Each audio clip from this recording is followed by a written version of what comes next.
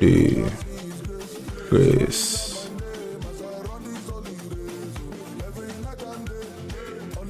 Maybe I should try after stream today. Maybe I'm gonna try to set up my chat again so I can actually type in the chat. Get in there. Hey, can't wait for you to be fully recovered, man. Oh, but yeah, like I was saying, pretty much right now I find that I'm able to like keep myself busy, you know, with different things. I've got quite a few plans set up, so there's always something to do, which has been nice.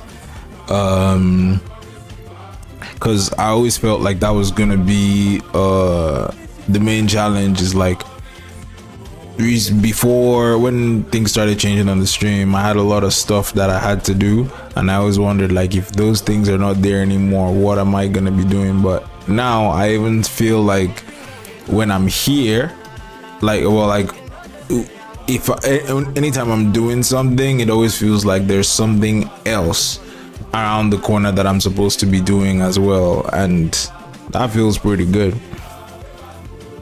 Feels pretty good.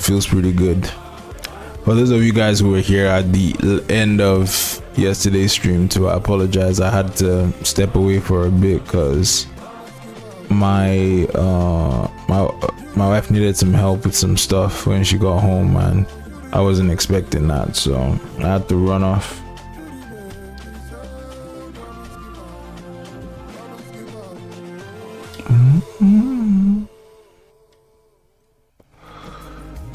Oh man.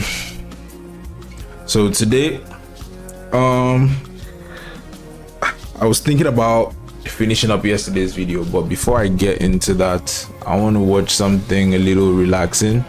I was talking yesterday about how like there's content that I watch outside of like just random stuff or just lifestyle stuff. Wait, clothing? This dude has a clothing brand as well, man.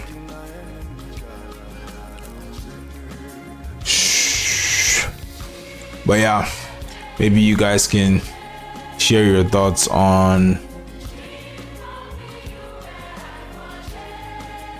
I've actually watched some stuff like this on the stream before. It's just been a while.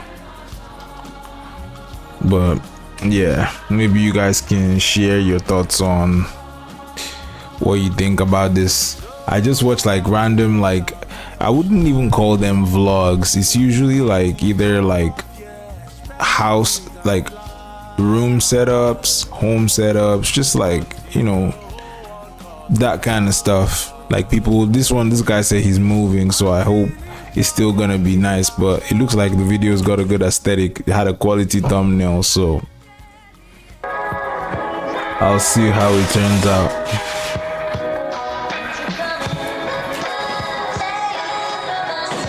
Let me turn that down, that's a little bit loud. Well, down for myself.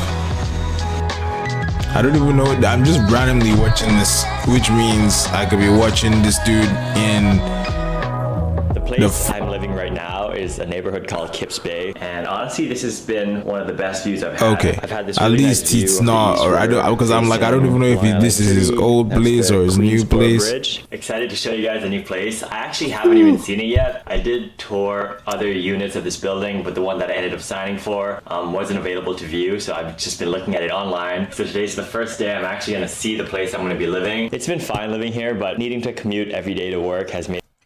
Did this dude just say that he's moving to a place that he's never seen before? I didn't even know that was a thing. Like, at least not by choice. Yeah, you could say, oh, well, I don't want to check out the place because, you know, I don't have time to visit. But like, if they say that you can't see the place, you just gonna move in there, pay first and last months. That's crazy. Pretty inconvenient. This new place I'm moving to, the area is a huge upgrade, I think.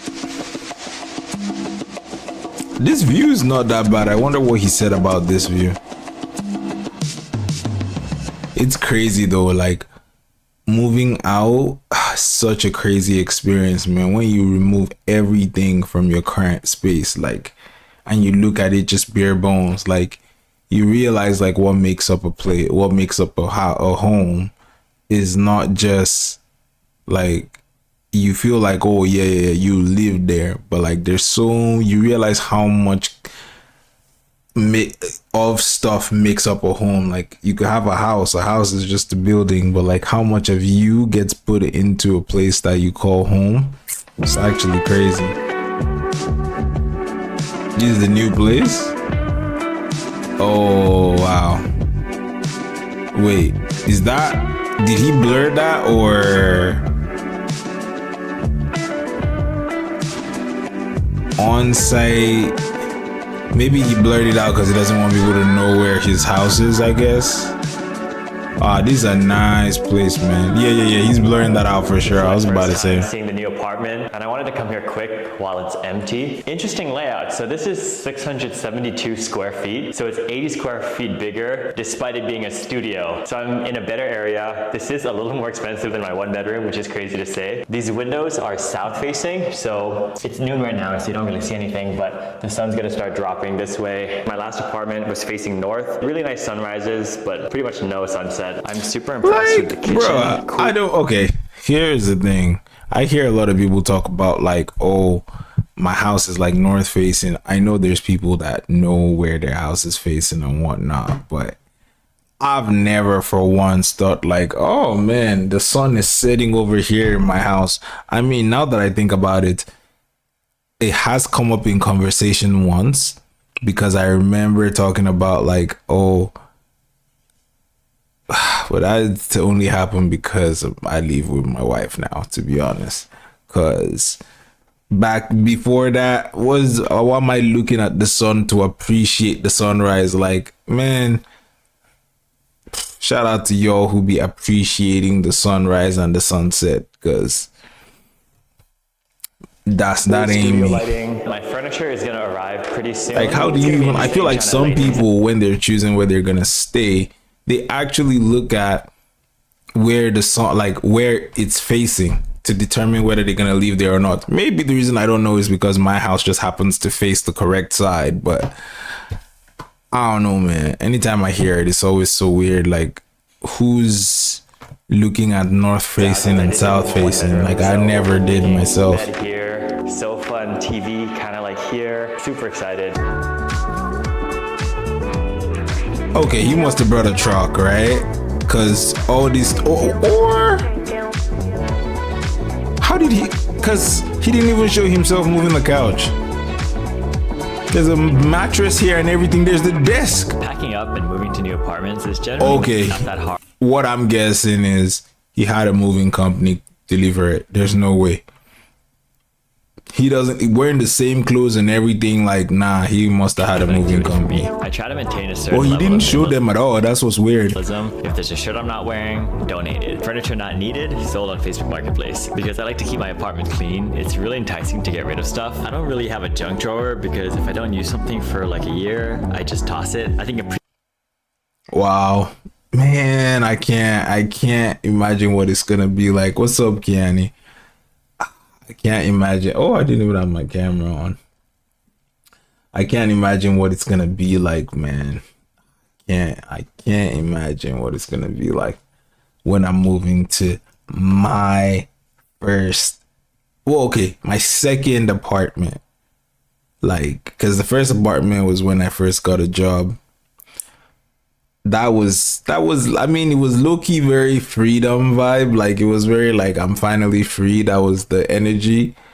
But I can't imagine what it would be like now at this stage in my life. That was 2015, so that was 10 years ago when I moved into that apartment. And like, just comparing what I know now with what I knew then, like, I had no idea about any aesthetic kind of stuff. I pretty much knew nothing. Like, when it comes to like moving in or like living in a space, I knew nothing about what I know now then. I always wonder like when I started gathering this information, because for me, like, when I was like 10 years ago,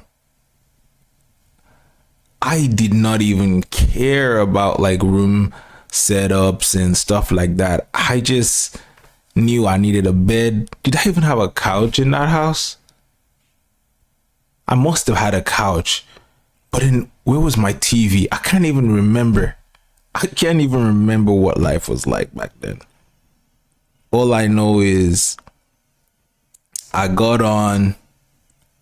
I got home. Yeah, there must have been, because I remember the kitchen's over there. Yeah, there must have been one couch facing, and there must have been my TV there. I just can't even remember. I think there was a center table as well. That's so crazy. 10 years ago, I was in an apartment that I moved into, and I have no idea what the setup is like right now. That's why I'm saying, like, I definitely didn't care about that stuff back then. It's The rest crazy. to this though is that you can't be a sentimental person over things. There's a flow to my closet. If I'm buying a clothing item, like every Look at this guy. Look at this. Look at this.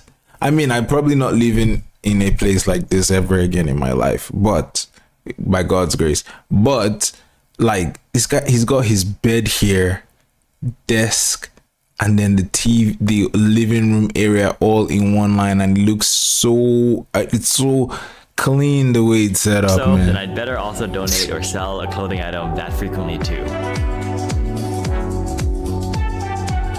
I don't know. I guess, okay. He keeps blurring out this specific area.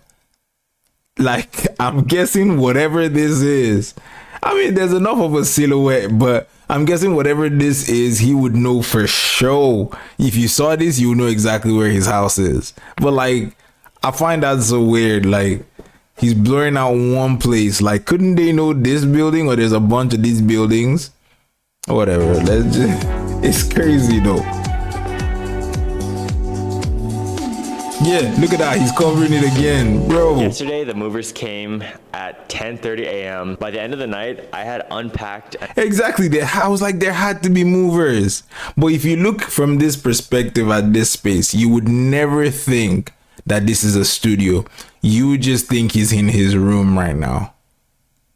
That's so crazy. Because even the thumbnails for these videos don't look like this. Like, they look like he's in a, doesn't look like a studio. Unboxed everything except this. This is the box of my artwork and like calendar. So that's all I need to do left. I was so Like, tired he yesterday. I was just unboxed nonstop desk, unpacking. Something about me that's couch, consistent bed. is that every time I move into a new apartment, I'm Bro. done unpacking on the first day. I just get too excited to set up my But new he also said he's a very minimal person. He doesn't carry a lot of stuff around. Anything that he doesn't need, he chucks it, which I'd like to say I'm like that, but I think, because I think whenever I'm moving out of this house, once I step out this building, I'm probably going to have like 2 totes.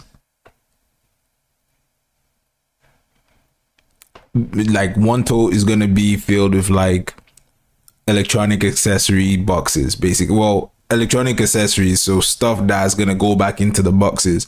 Like, this mic is gonna go back into its box, the light stand is gonna go back into its box, you know, stuff like that. My computer is probably not going back in the box, but my point is, like, just a lot of like stuff that needs the boxes for stuff that I need to repackage. That would have probably 2 totes, maybe 1 suitcase. I also feel like if I'm moving out of here, I'll throw out a bunch of stuff because I'll try to start afresh. People will go very far to stalk and find out where famous people are leaving. I agree. I just think that he's shown enough that people are gonna know. If the stalkers, if they wanted to know, they would know. That's what I'm saying. That's why I'm wondering why he's just blurring out that one thing. And the way it's blurred, you could pretty much guess where it is. If it's that popular, then you can guess where it is based off of every other thing that he's showing. But I mean, I guess you try your best to keep your private stuff private. But anyway, I'm just saying, like, I think I'm pretty much like this guy, because yes, I do have quite a few things right now. Like I was talking about, like, I can actually easily see myself have 2 suitcases, 2 like huge totes, and that would be it. That would take up all my stuff. Oh, and then some boxes, like a few boxes, maybe something to carry my PC, my monitors. But if you take that away, if I'm moving out of here, there's a very high chance that I'm getting rid of a bunch of, like, especially clothes. Like, there is clothes that even okay, maybe not this hoodie, but there is a lot of clothes that there's no way that's going to the help to the homeless if I'm moving out of here. A lot of my clothes, because there's been a long time I've been trying to change my clothes. Because if you look in my, I mean, you guys, I was streaming from my room before. If you look in my room, basically there was no dresser. It was just bed, one cabinet, one chest of drawer, one cabinet, and that was it. And then my closet stuff. And I don't got that many shoes. I don't have that many clothes. Like, and even the clothes that I have, I cannot wait to switch them up. So it's interesting though, seeing this guy's perspective. I'm super excited about in this apartment. Number one is these south-facing windows and the fact that my desk is in the middle of all the windows. I did miss getting good direct light, especially when it comes to filming. I honestly was struggling getting good lighting filming. So there are only certain hours in the day where I would film my videos in my old apartment. But now, yeah, look at this light. This is crazy. And of course, number two is the laundry room. Super nice to just have this here. So this side, so I'm guessing kitchen on that. Yeah, kitchen on that side. This side's got the laundry room and storage, I'm guessing. I'm really excited about living in this area as well. Commute to the office is going to be a lot quicker. Today I'm going to work from home. I cannot wait for that day that I get to say commute to the office. I mean, I might be working from home at the end of it all, because the career path that I'm choosing could definitely land me in my house, to keep me still staying in my house. But best believe if I'm working from home, I'm gonna have like my den or like my home office decked out. They best believe that I'm transforming a room into a, I mean, I'm not big on gaming, but like into like a clean, like, I probably watch a video here today that would show a little bit more of what like my aesthetic would be like. But man, that place is gonna look like, maybe I'm just getting old, because I feel like some younger people would probably see a setup that I would like and be like, what's that? But man, it's not going, all I'm saying is it's not gonna feel like like I'm in my room or anything like that anymore. I just moved in and gotta set up stuff. But right now, I'm gonna go explore the area a bit and get a coffee at a coffee shop. I've been out of college for 6 years now. Crazy to think that 4 of those years were spent living in New York. One reason why I look to move somewhere new year after year is that New York has so many neighborhoods, and a new apartment gives me the opportunity to get to know a new area really well. Like, look at this night, the way this studio is set up is so good. I just signed a 1-year lease to this studio, a new chapter in one of my favorite areas in the city. And it's so nice. See, look at this guy. He's even showing his view and he blurred half of the screen. I don't get what this guy is doing, man.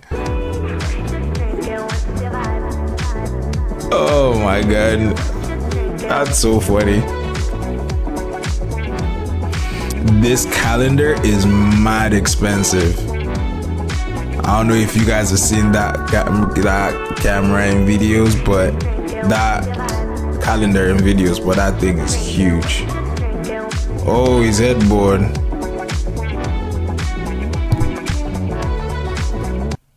Yeah, he's asking for it. Hope nothing happens to him. Some people will be crazy. Yeah, like I don't know.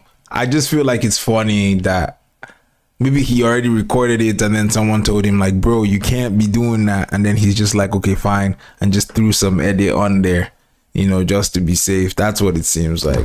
Doesn't seem intentional at all. Oh, RGB time. Now, this is something I don't think I would be doing much of. I think this is my favorite apartment that I've lived in. I want to give you guys a final tour because I think I'm like 99% done furnishing. I just need a few more. Do any of y'all go thrifting, by the way? I find that I don't I find that I don't thrift, and maybe there's a technique to it, because I feel like I could thrift more if I knew how to, because just going to the local thrift store seems like a bad idea. I'm not gonna lie. Seems like there ain't nothing there. Wait.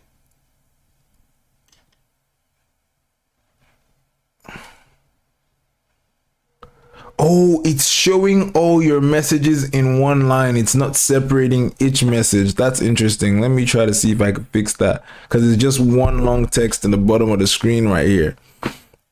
I was so confused. It's a nice room. Yeah, I agree. I agree too. It is a nice setup. Like I said, if you look right here at this shot right here, you wouldn't even think that this guy's you would think he's in his room, not in, this is his full house right here. What's up, Plur? Thrift, yeah, like thrift, like going to get, okay, so I guess it's not a common word in Europe then, maybe, but basically you go to where let me just Google it before I before I give myself a headache. Thrift. So ChatGPT say thrifting is the activity of buying and searching for used goods, especially at stores that specialize in second-hand merchandise. So yeah, basically you go to these stores and they sell clothes that are gave there. Some of them worn, some of them not worn, but they clean them up and they put them there, and it's nice stuff. Basically, apparently it's something a lot of people do. At least in Canada, it's something a lot of people do, and I think in US, but I've never done it. But because I went once with my wife, and it just felt like, I mean, see, I'm broke, but like, even for me, if maybe because I grew up bougie, but like even for me going in there, it just felt like I'm not supposed to be there. But like I see a lot of like YouTubers and stuff, they thrift a lot. Like it's normal. Like these are big YouTubers and they be thrifting different things, and they're like, oh, I got this like this shirt from a thrift store. Like they'll get like some Dragon Ball Z shirt, like some rare shirt. Like it's just like all these things. Like they're like, oh, I didn't have to spend $500 for it. I spent like $10 for the shirt, and like nobody knows how, stuff like that. I'm like, man, I don't know if, I guess I just don't know where to go, where the good thrift stores are. But then I feel like the better the thrift store, the more expensive. Then what's the point? Kiani said, oh yeah, we have those, got some good stuff before. Yeah. So like for you, do you just go like, do you have like a downtown?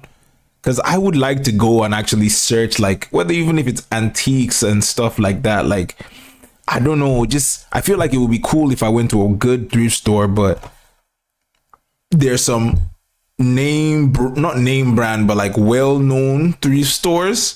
And anytime I go into those places, it just feels like if you need to know what you're doing. If not, you're just about to waste a lot of time.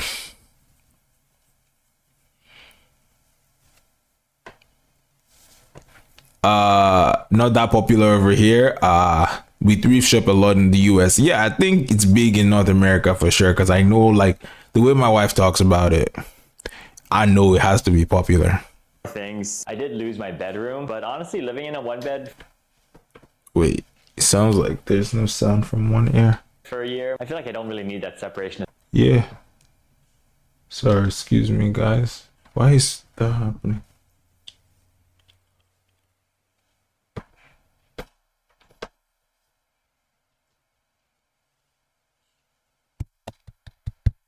Maybe it's the guy's audio. A space. This has been totally fine. Yeah, it's only sounding from one ear. Having one, I got it because I do face some buildings here, and it gives a bit of privacy, but also. Bro, he messed up his audio. He's talking from only one ear. We have things called garage sales here and yard sales, where you literally put your belongings in your driveway or on your yard for people to come by. So yeah. So that I knew about. Like garage sales also make sense, because it's like if you're selling your lawnmower or your desk or your chairs, stuff like that on your lawn, that's not stuff that you wear. When it comes to like things that people wear, that's what throws me off, because it's like, am I really buying something someone else wore?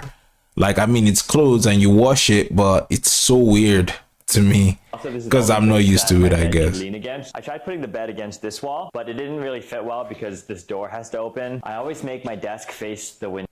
Yeah, bro. There was no shot you were gonna put your bed up against the wall. They're up against the closet. No chance. In every apartment. Yeah, these windows were the biggest selling point to this apartment. And also I think the ceilings are a little bit higher. Yeah, I love this desk setup. And here we have the living.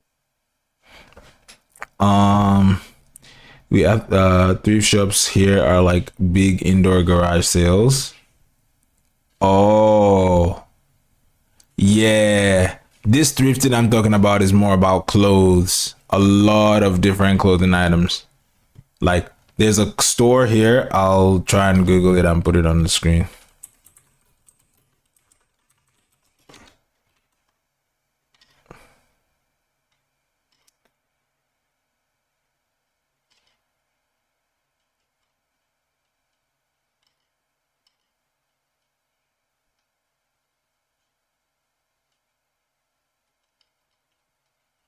Oh man, I can't.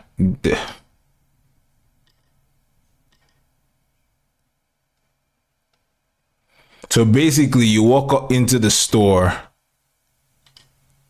and it looks like this. It looks like this. Just bunch of different clothes. Like, how do you shop in this? Like, I don't even know where I'm going. Am I gonna check every single shirt to see which one looks good? That's what I'm saying. Like, there must be, you need to go in there with a thrift connoisseur or something, cause I just get in here and I'm just so confused, man. Oh, and the smell.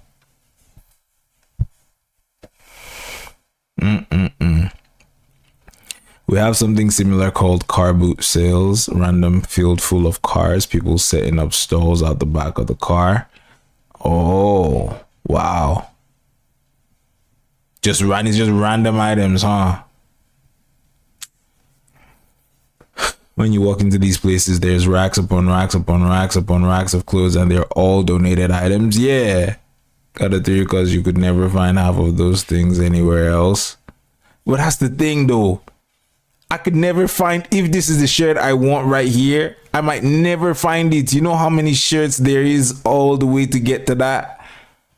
Bruh. But then that's what I'm saying. I don't think it's this. Like, bro, look at these dress shirts over here. Look at these dress shirts over here, bruh.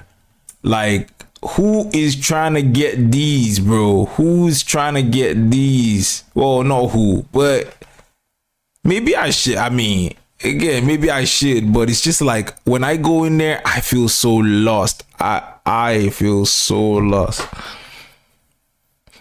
Screw said that looks like hell. Like, bro, bro. Like, actually, you know what I do think though? I think the people who thrift, they literally go there and they just like, they have like a time limit, right? They get like, okay, I'm gonna look for a shirt, right? And they're gonna go look for a shirt and they say like, okay, I got like an hour and a half, and they're going and they're trying to find the best shirt on this aisle right here in that 1 hour 30 minute span.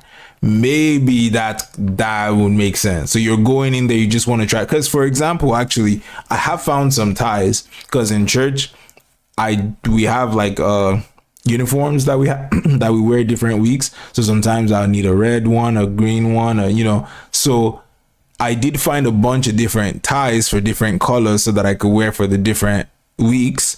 So that was good. So that's, I feel like at the end of the day, it's like if you're looking for something and you go try, because I don't know about what Overdose said about you're not finding it anywhere else. Nah, the stuff that I got from there, from those three stuffs, I know exactly where I could have gotten it if I didn't if I didn't go to the thrift store. If anything, it's just you can't get that stuff at that price, I guess. You can't get it at that price, but still. And also because for me, the ties are not something someone else already wore on their body. It's on their neck, you know. But either way, man, it's such a new thing for me. Smell is always weird, but ignore that, and thrift stores are almost perfect. Well, I think overdose, it probably has a lot to do with the fact that you also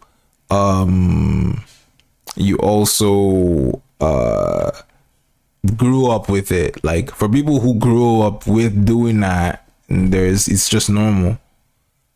I don't have the capacity to look at all this. You gotta have patience and dedication. Dedication to finding what? Like, bro, not to mention, have you guys seen the way I dress? Bro, all I'm wearing is a black hoodie and a black t-shirt and a black shorts. Like, come on, I don't need to go thrifting for that. No, we have a small tiny chip called a charity shop that does this, but nothing on that scale. Yeah, this is very common here, I can tell you that. In North America, very common. And not go local raggedy thrift stores because they don't sort stuff. So true. And sometimes they just plop it all on a table or something, and you have to sort it through the way that's sorted that way. That's man, I hate beans, but they still have gems. Yeah, no, I think like it's definitely a culture thing. Like if you're used to it, it doesn't faze you. But if you're not, you just said it's like gambling. Are you trying to make a point? Because telling me that it's like gambling is not it's not a positive thing. That's a negative thing. Don't get me started on bean stores. The bean stores are where have here. You're not allowed to open the packages. So it's like roulette no matter what. That's crazy, man. Well, anyway. But yeah, like I don't know. I just saw this guy's shirt and it just reminded me of those people who he could have very well gotten this shirt from a thrift store. Even though this one's a little bit too clean and too nice. I don't think so, but still. Room indicated by the fact I was talking about decluttering. Actually, that was what made my mind go there. Under here, just a little bit of separation of space. In the first few days, I was really struggling where to put the TV. I originally had the TV and the nightstand set up here, but I didn't really like it because not only did it just block the space, but it also blocked the light. Yeah, it's so smart the way he arranged this setup, man. You come in through the door here, there's a kitchen, puts a dining table in the center. I mean, I think this is probably not gonna last, but where is he gonna put his dining table if he doesn't leave it here? Actually, he doesn't really have a choice because he can't move the dining table closer to the kitchen space. So he literally just has to be here unless he just plans on eating on the couch every time. But then again, like this space right here could feel empty, but man, you don't gotta fill up everywhere in your house with stuff, man. Oh.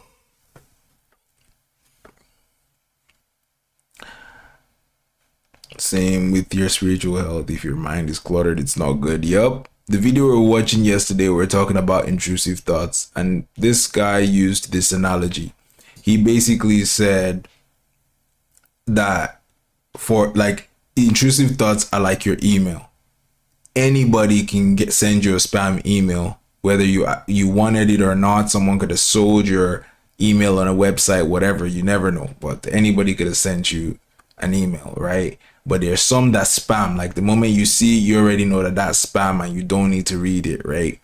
And then this guy said, like, actually, the more websites you go on and you put your email there, then the more chance you have of people emailing you stuff that you don't want. Because I mean, I'm sure you guys know that industries now, they sell your information to one another now. So you go in, you type your email into just into gmail.com. They probably have someone that they could sell your stuff to. Maybe not Gmail because they are a higher up company, but some of these lesser companies, like there's some little fine print that allows them to sell your information.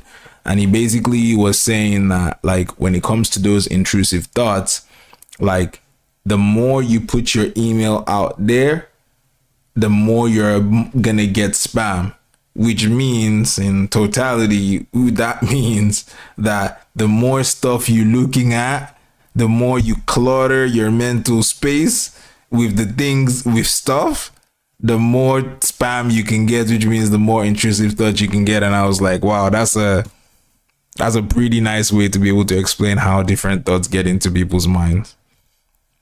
But yeah, It was such a good analogy. You should check the guy out though. I don't know if you spend your time watching YouTube videos, but this guy I was watching yesterday just say some pretty profound stuff. I can feel that hard. Yup, that was a very good analogy, man. When he's because there was two guys, they were talking to each other, and like, you know, when you start an analogy and someone picks up on it and then the person bounces it back at you, and it's like that, like they came up with that, and I was just like, wow, like that's literally the mind. And then if I were to ask you guys, like, how do you think you'll be able to separate practical thoughts from intrusive thoughts? He gave another beautiful analogy for that as well, but basically he said intrusive thoughts. Oh, he said practical thoughts, like things that you actually are your thoughts that you're putting your energy into. There's usually two things that characterize them. He said it's usually from a place of love, and it's usually solution based. So it's love based or solution based. So for example, like, what am I gonna eat tomorrow, or how am I gonna get home tonight, or what does Kiani need? Or, you know, it's either from a place of love or how are you going to solve a problem, you know. Those are usually your own practical thoughts. But then when you get some thoughts, he called the intrusive thoughts what if thoughts. It's like, oh, what if I take that? What if I strike the match? What if it's just random. It's like no basis for it. It just comes out of nowhere. So if you're ever trying to decide, like, I don't think it's a one size fits all, because I feel like you might find some weird little loopholes in that, but it's a very good analogy for how you could separate things that you're actually practically thinking about from the things that, at least for those of you who believe that there is a devil, the things that the devil is just putting in your mind, putting in your heart, like it's just there, just throwing it in. Just what, like, he gave a story. I mean, if you saw the stream yesterday, maybe you're ahead. He gave a story of a lady who basically thought, what if my husband is cheating? And then she thought, wait, if my husband is cheating and then he leaves me, then what if he leaves me? And then she's then thinking, well, if he leaves me, what is going to happen to my kid? Then it's a morbid story, by the way. But basically, this lady ends up saying, well, I want to protect my baby. I don't want my baby to suffer being in a house where I'm stuck and I can't provide for him. She ends up unaliving her baby, waiting for her husband to get home, unaliving him, and then basically trying to kill herself. All because of a what if thought that started in her mind. Like, bro, what? Like, and it's, again, I was saying yesterday that it's very easy for you to feel like, nah, that could never happen to me. Like, I'm too smart for that. But man, when these thoughts they just be coming in your head, it just needs one. Just like, again, like the email analogy, right? You just need that one email, just needs to look like a good one. And then you click on it, and now you're in a mess because now they've gotten your information and your PC ain't working no more. There's a virus on your PC now. It's just one, the right one. So it's not just about like, oh, I'm too smart for that to happen. Sadly, that's not a far off example. People are really controlled by those thoughts and you don't realize it's, because you think it's your thought. That's the worst part. And that's why that question of how do you separate intrusive thoughts from practical thoughts is important, because you think it's you that's thinking. You think it's your thoughts.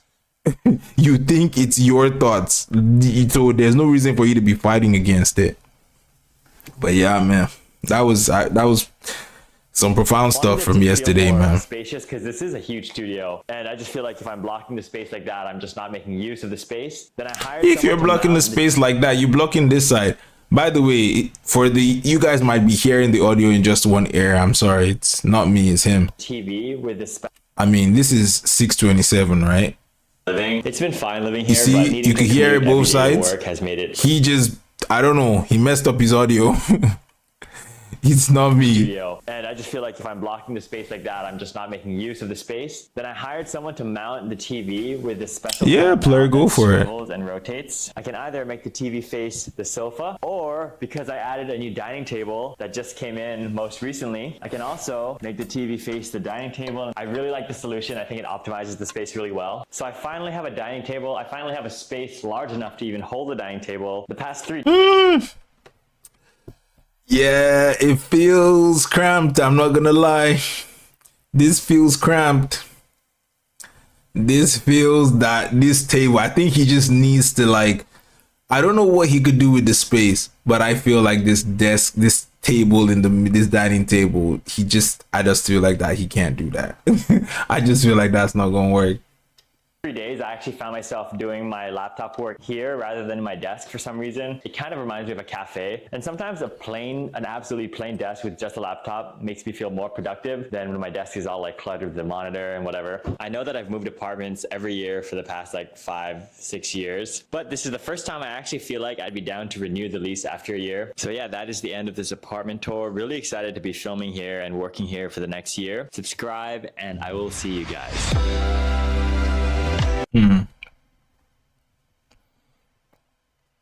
Not bad. I want to try to fix this chat underneath here. Like, it's showing one long message. I want to try to change that somehow. I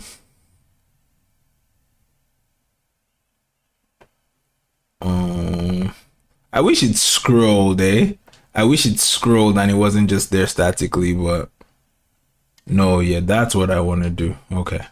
I want to group consecutive messages together. Where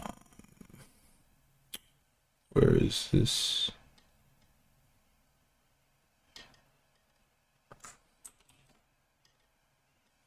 Okay, now it should be good.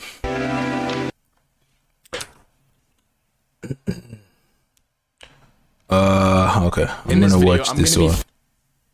This is my kind of video right here. So you guys, I'm inviting you guys into my world right now. If I'm not watching sports, I'm watching setup content or I'm watching gospel content. That's it. So if anything you guys are seeing right now, you're seeing what I spend my time watching when I'm on YouTube.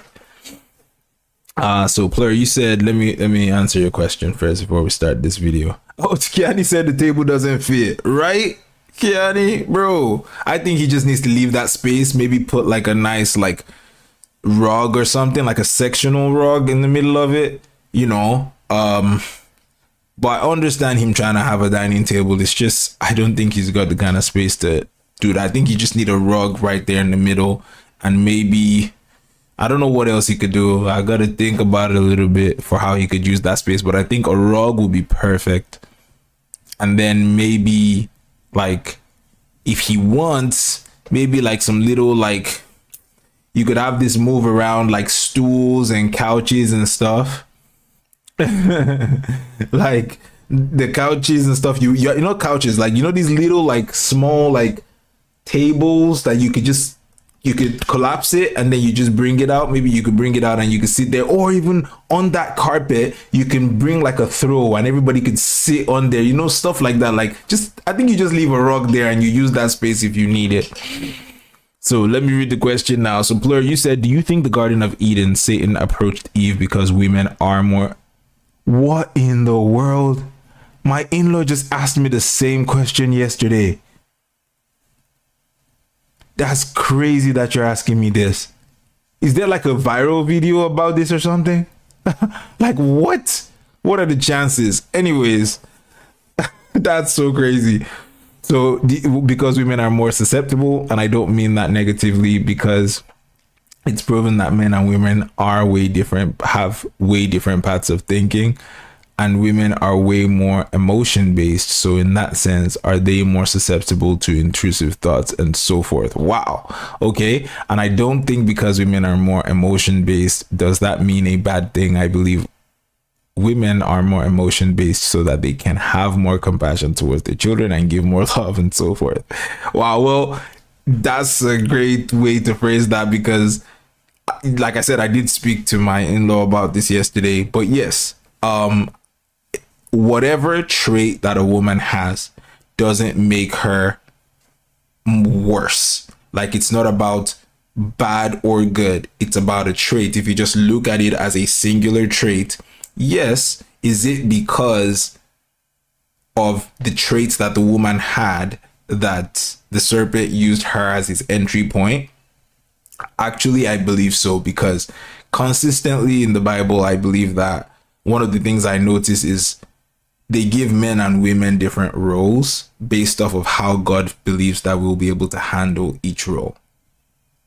So, yes, I believe that it is because I mean, when Paul says it,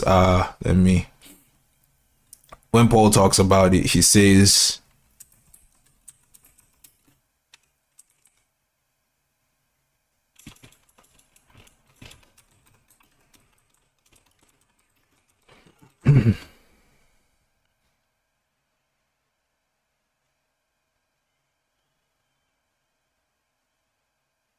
okay, so it's First Timothy 2:14.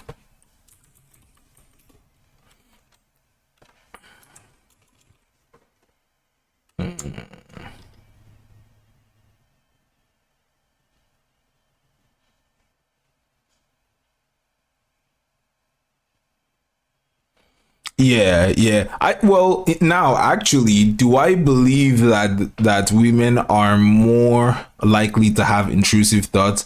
I actually think I don't think that they're more susceptible to intrusive thoughts. I think the kind of thoughts that women have are different from the kind of thoughts that men have. I think men and women both have intrusive thoughts, but if you think about it, women are more likely to get a thought like, I said, what if my husband is cheating on me? While a man is more likely to get a thought like, I wonder how it feels to shoot a gun.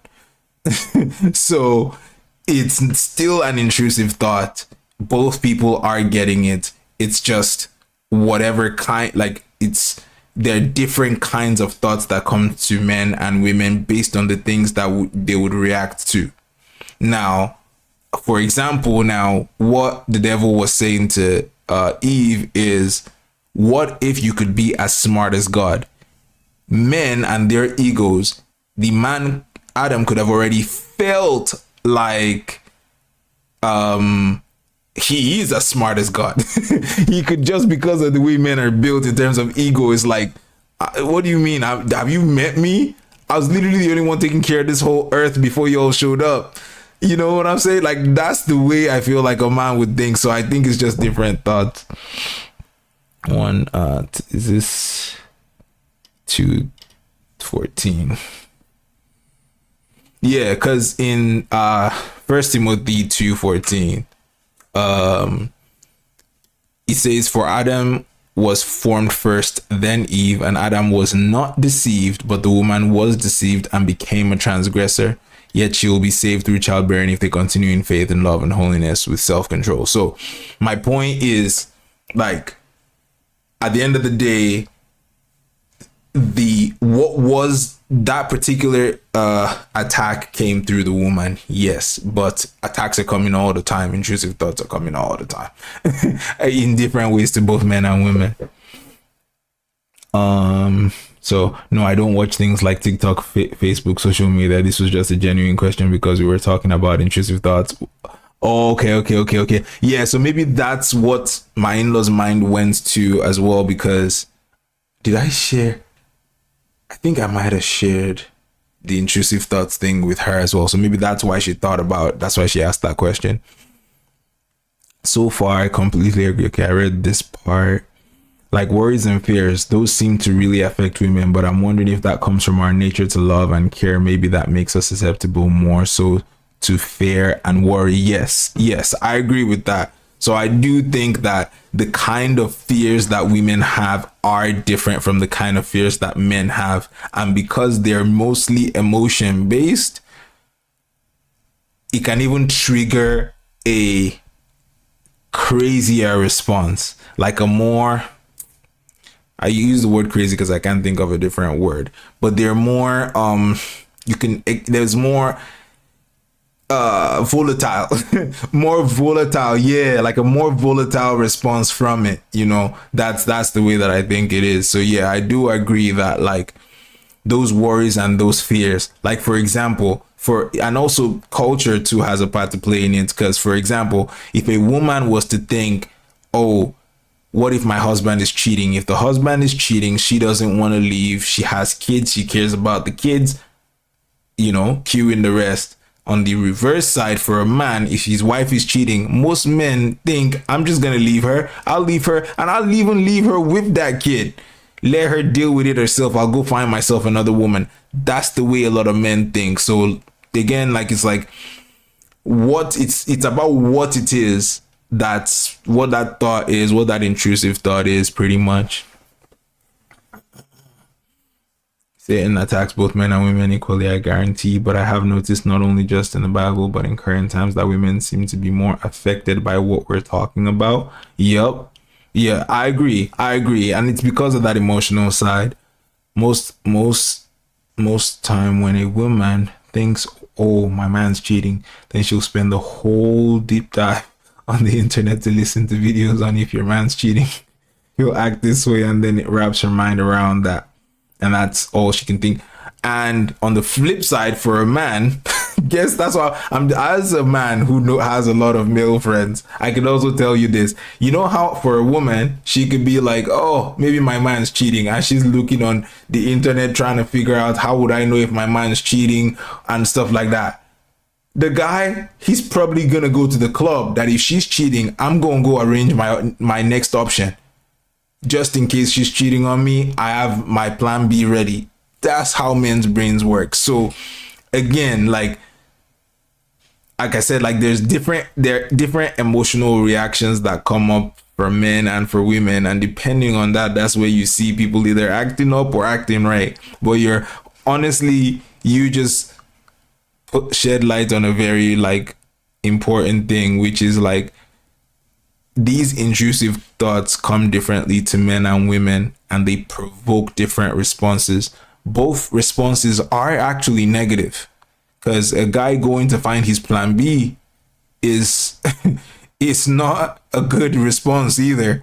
Yes, the woman is worrying about all these things, and she's on YouTube the whole time trying to see if her husband is cheating, following him and watching after him.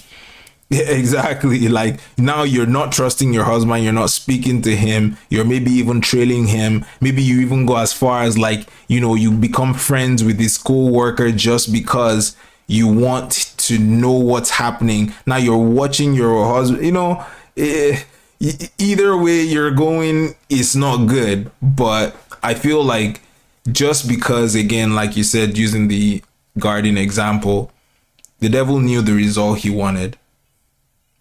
So he found who is going to give me that result. I also use this as an expression. I said that you can say that Eve was weak, right? Eve's weakness was her thoughts, right? Was her emotion. Guess what Adam's weakness was? Eve. Because Eve didn't even say that Eve had to convince Adam for anything. She just gave it to him and he ate. So like at the end of the day, you know, that's what I'm saying. Everybody got their own weakness. Like everybody got their own thing that they're dealing with. You know what I mean? So like think about it. That's really what happened. Literally, you just said she just told him eat. She didn't even need no intrusive thought, nothing. So that's why, like, this is what I told my in-law yesterday, that like, man, at the end of the day, like all these things, like you can say, oh yeah, the woman was weak because she listened to the serpent. Okay, then you'll say that Adam was weak for listening to his wife. What's the difference? Well, if she didn't get tempted, he wouldn't have gotten tempted. Who cares? He did what they told him to do. Like he's even worse. She got tempted. He just obeyed his wife over God's command. Like, you know, all in all, like I said, like I think that's what it is. I think men and women are created differently. And we have our different things that bother us. We have our different reactions to the things that bother us, to our thoughts and stuff like that. But it's a pretty interesting question you brought up.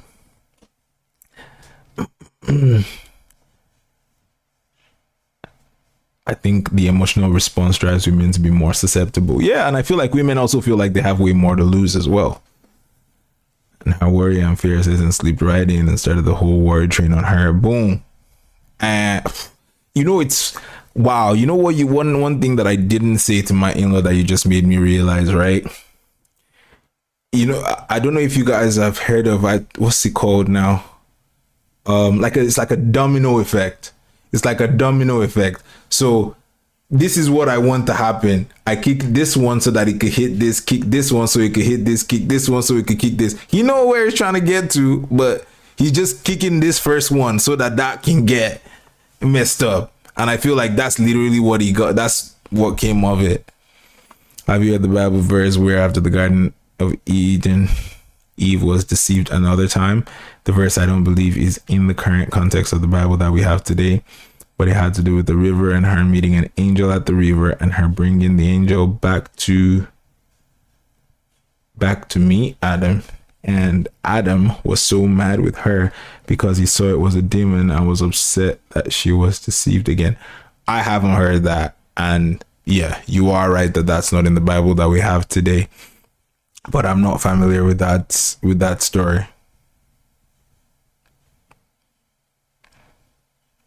It had to do with the river and her meeting an angel at the river. Oh, okay. So she thought it was an angel and it ended up not being one. Interesting. Yeah. I've not heard of that before. But hey, at the end of the day, I feel like, you know, like you said, the perspective is important. And knowing that it's not all women are lesser because of this, that's the main thing people need to understand. That it's not about women being lesser because of anything. If anything, like, all of us came to this world through a woman. You wouldn't even exist if women weren't doing something right. So yeah, well, let's see what this video is going to be about. Last one was a pretty good video. The guy had the pretty nice setup. This guy is actually going to be upgrading his own setup, so we'll see what it looks like.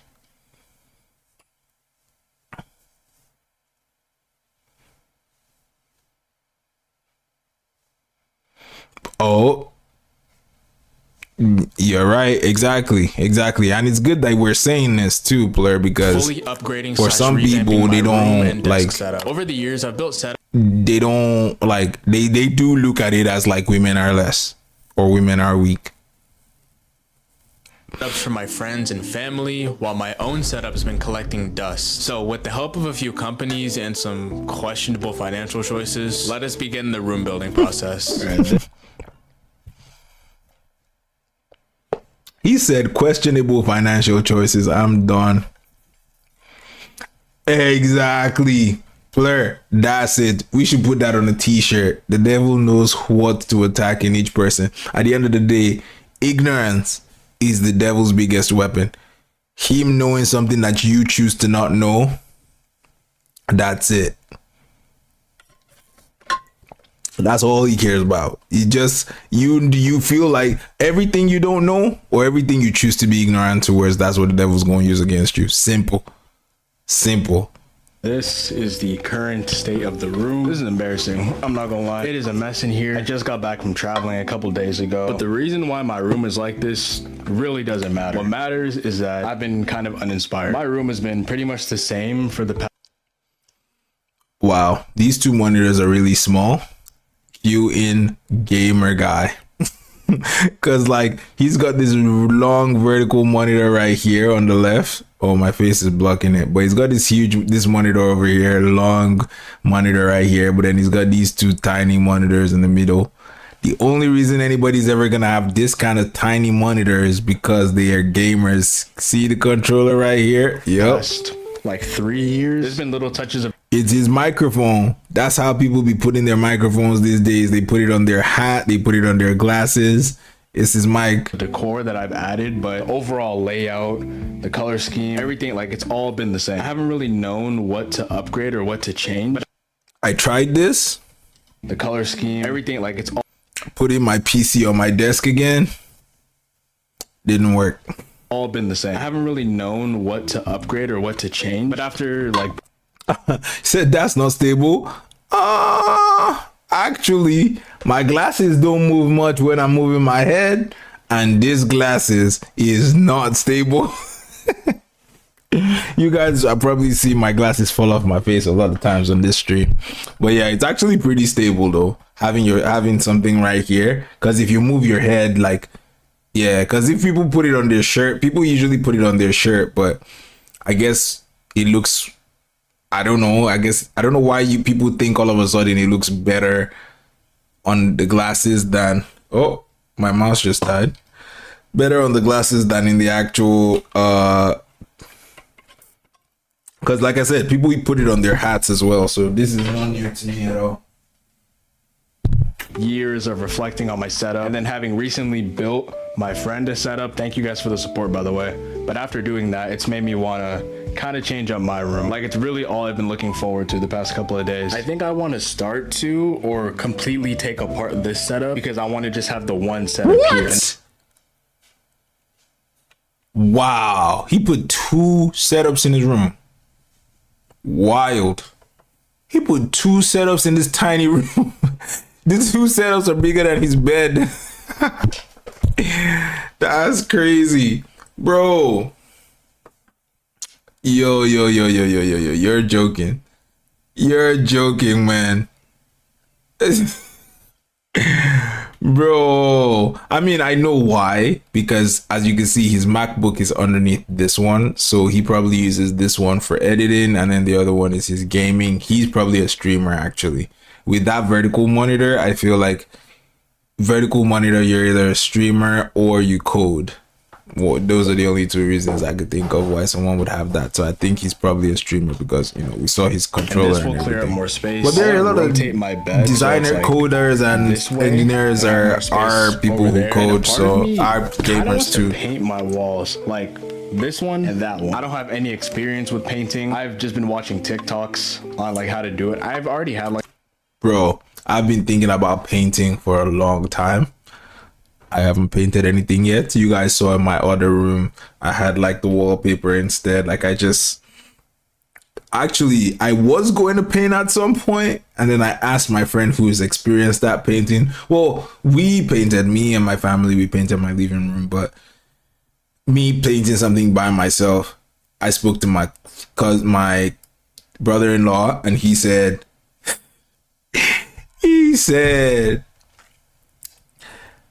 I should just take like $500 put on the side to get ready to paint my room. It was in that moment I knew that was not gonna happen. I went and bought $20 wallpaper. like a general idea on how to do it, but I think it would be so perfect. But right now, I just want to clean up my room and kind of prep for some. Where did you see toilet? Oh, over there. Hey, he's drinking something. All right, don't let your mind go crazy, Kenny. Tomorrow.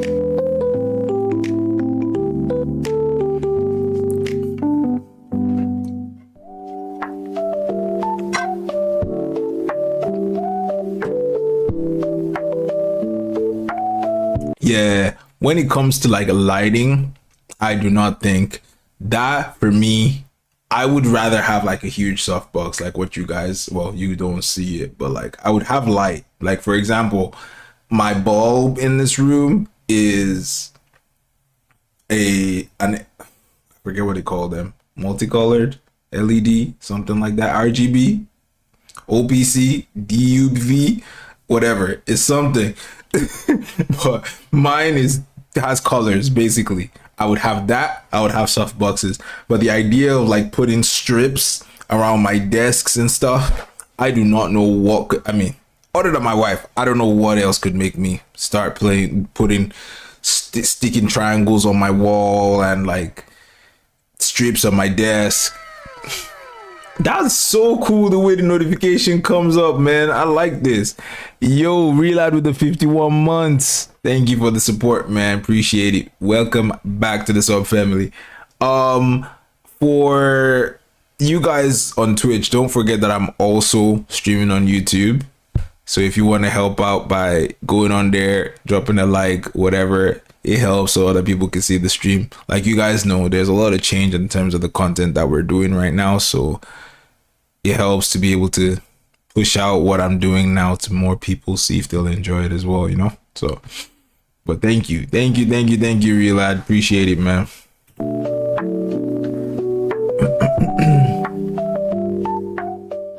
So the wall has been prepped. I put masking tape. I think that's what you're supposed to do. He said masking tape. That is not masking tape. That's what painter's tape.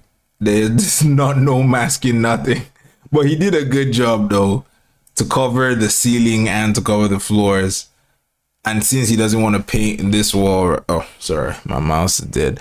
But yeah, since he doesn't want to paint this wall right here, it's good that he lined that up. Let's see how it goes. He also didn't line up. These are like wall plugs. You're supposed to line those as well, but he's new to this. I'm new to this. I talk like I'm a professional, but that's how you know I spend so much time watching videos and not actually painting my room. I rotated the bed. Everything is like very slowly coming together. We still have a whole lot to do. I wonder what color. We should do a poll right now. What color do you guys think he's gonna paint the wall? Unless he said it already, then that would be cheating. But what color do you guys think it's gonna be? I'm guessing 2 colors, gray or green. But this guy might end up putting something like blue. You know what I'm also looking at? Right here. Blue. I don't think he's this is what I was gonna say. This guy, you see his closet right here, black, white, beige. There's some colored stuff over here, but you can see he has way more clothes over here than here. What's up? That's Ace. What's up, man? But yeah, that's what I'm guessing. I think he's simple like me. I think he's gonna go with gray or I think he's gonna go gray. Imagine if he just paints it white and leaves it white, but I think he's gonna either go gray or green. Those are my colors. Any other guesses before we keep going or before he says it in the video? Oh man. Let's see what we got. Painted myself before. I'm a 22-year-old man, but I really don't think it's that hard. I might eat my words later, but I'm pretty sure prepping is harder than like actually painting, you know? Especially if you're doing like lime green. That I understand. I was thinking definitely about doing this not side too, like where my setup TV is, all that, but I don't know, there's a lot of stuff to move out the way. I don't mind just doing this side because if I was to stream, right, the background would be I told you he was a streamer. I'm probably gonna put my nano leaves back there, so I think it's fine. Can you tell I'm making impulsive decisions? I need Salmon this, though, and I don't even think Salmon paint exists, bro. Oh, I think I'm gonna go get that. I have a Home Depot maybe like 5-10 minutes away from where I live, so yeah. Do you guys have Home Depot in the US? I don't think you guys have it in Europe, so I can skip y'all. Do you guys have it in the US? What's up, Ace? Good thing people can see your chat, Ace. They can see your chat here even from Twitch, so that's good. I told you. Oh, he's painting it black? Okay, nah, that black is like gray, bro. That black is like gray. Nah, I win. That black's like gray. That is blackish gray, bro. I win. All right, Home Depot was a success. Got everything I needed. We have the drop cloth down here. We have the... Oh, he bought the drop cloth as well.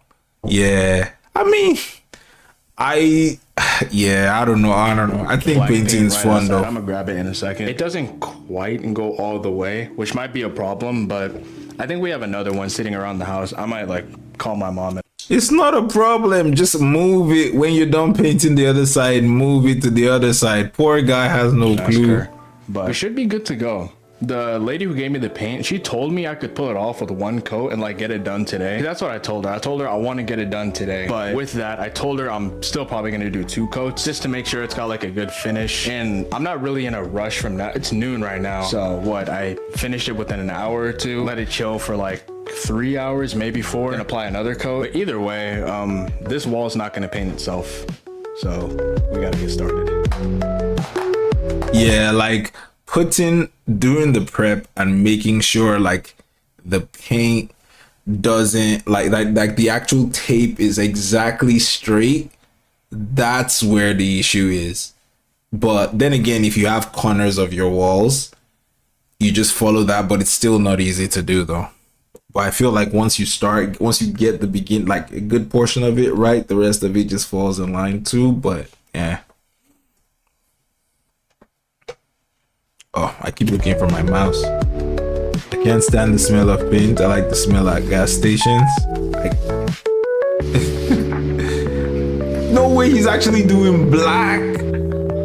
I mean, okay. The black kind of looks nice though. The black kind of looks nice. I'm not even gonna lie. But like black in your room is wild.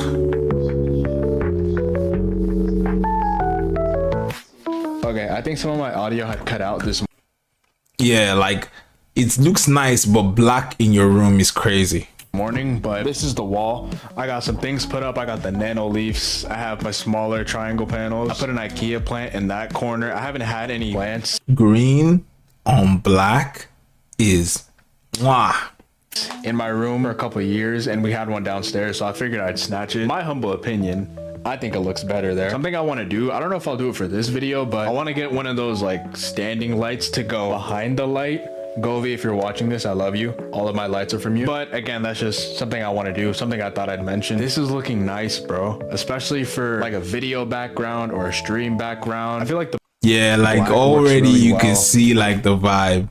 The plant, the light, him just standing there, and the room as a whole is looking good. Speaking of which, I think the next thing I'm going to work on is a little bit of the setup. I don't know if you saw in the background, I have these wood panels. They're going to replace the sort of foam soundproof panels that I have. Okay, he's decorating his room like if it was a studio, like a YouTube, like as if it's a studio and not his room. Like I feel like he's forgetting that it's supposed to look like a room, not a YouTube studio. Currently, I really like the wood look. I feel like it would fit the setup really well. It kind of looks nice, but I get bored of the color. I don't know if I like that. I think black is too much. Achieve that sort of work vibe, but also like cozy. I feel like if I want to spice it up, I can always turn on the RGB. Some more things have arrived, and I don't think I'll set them up tonight. It's 7 p.m. right now. I'm talking new desk, TV, chair, whatever you're thinking of, I probably bought it. I'm very excited to set those up. But first, the wood panels. Yeah, you're growing up. Gotta change this square stuff on the wall that looks like the stuff you put in a kitchen on a kitchen wall. Yo, take it easy, Kiani. Have a good night, man. Thank you for hanging out on the stream today. Appreciate it. Like, get that kitchen sink background off the wall, please.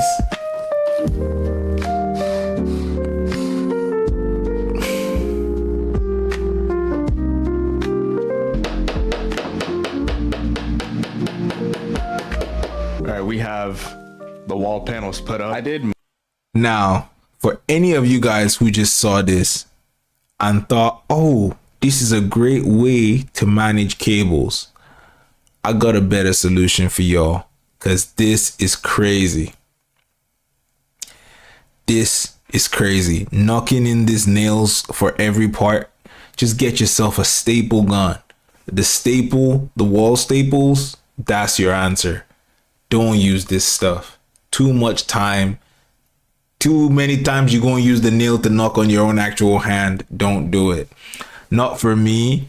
Two, I like color. Oh, but which color would you do? I wouldn't go with blue or red or lime green or salmon, like Screw said. I would still go for like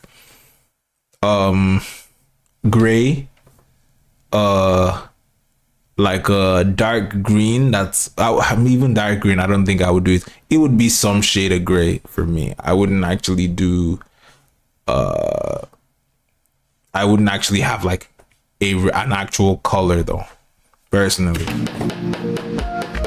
All right, we have the wall panels put up. I did most of this last night, but bro, this looks so good. Yeah, the wood panels look nice, except you could tell he kind of got this from Amazon because, yeah, that's not real wood. That doesn't look as cool, but you know, looks nice though.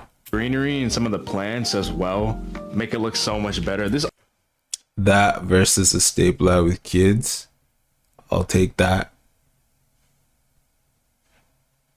Wait, that versus a stapler? You're saying that they're gonna pull out the staple?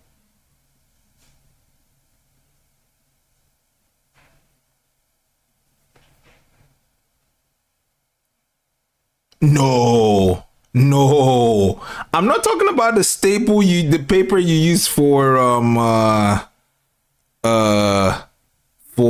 like actually, you know, first of all, we got to set some things up because you live in the UK, I live in North America. We're talking about hardwood walls, right? Like is this going into concrete or is this going into like, what do they call it? Soft wall? What do they call it again?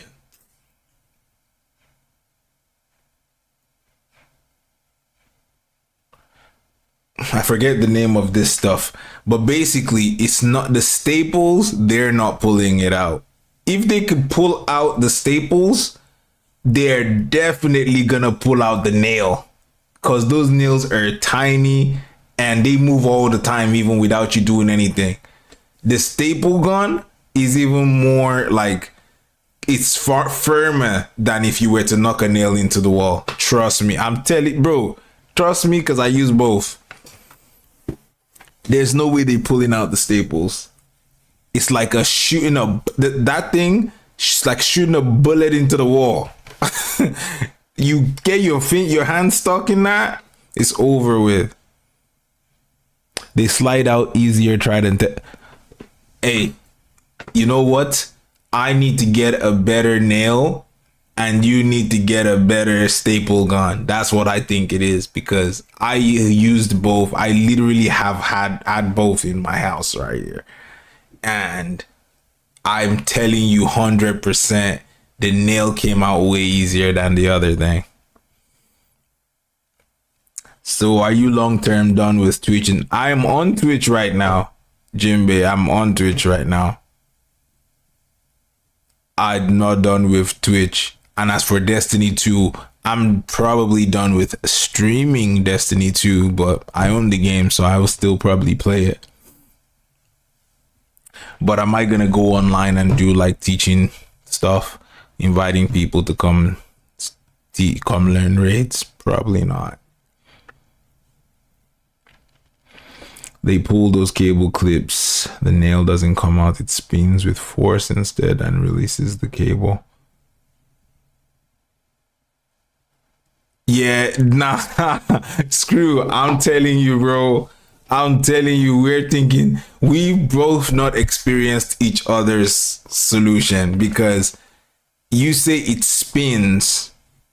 It can't even spin over the cable. Because for it to fully spin the cable, it needs to come out to go over the cable. With what I'm talking about, there's no way the nail that your nail solution, like, it's like this, or let me do it like this. It's like this, right?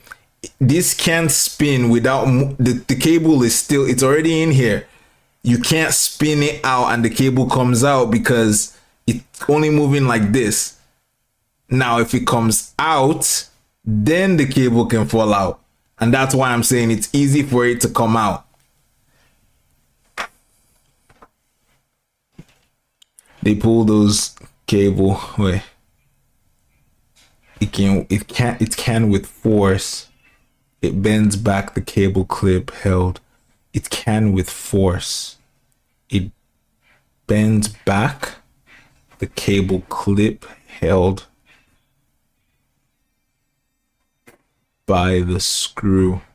Is not plastic.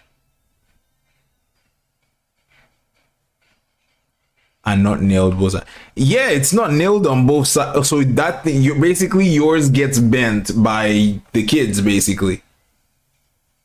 In which case, I still think then my staple is better because the staple is on both sides. Like what you're saying, I can't. You're not selling me on your idea, man. This obviously isn't the final product, but we're slowly getting there, bro. You're not selling me on it because everything you're saying just make me believe the nails better. The gun is better. The room, I had a lot of open boxes and trash, and it was getting kind of filled up in here, so I felt like I had to move some things. Oh, okay. I could see that point now. That if it, I can see the point. I can see the point. Okay, with not painting. I still think both of them are equally bad, but up so much space, so because I think you're not getting that nail gun out of the wall. Need to paint it black, and then with some of the other changes coming in, I think you're not like a black nightstand coming in. I'm gonna go. You're gonna make me go try it actually. Tabletop and black bed I need to pick up. Like, I'm not kidding. I'm doing like a full revamp. The design is for. I'm gonna see if I could pull out that staple from the wall. That's what I'm gonna do after stream today. See if it's possible, because I don't think. First of all, I don't even think I can.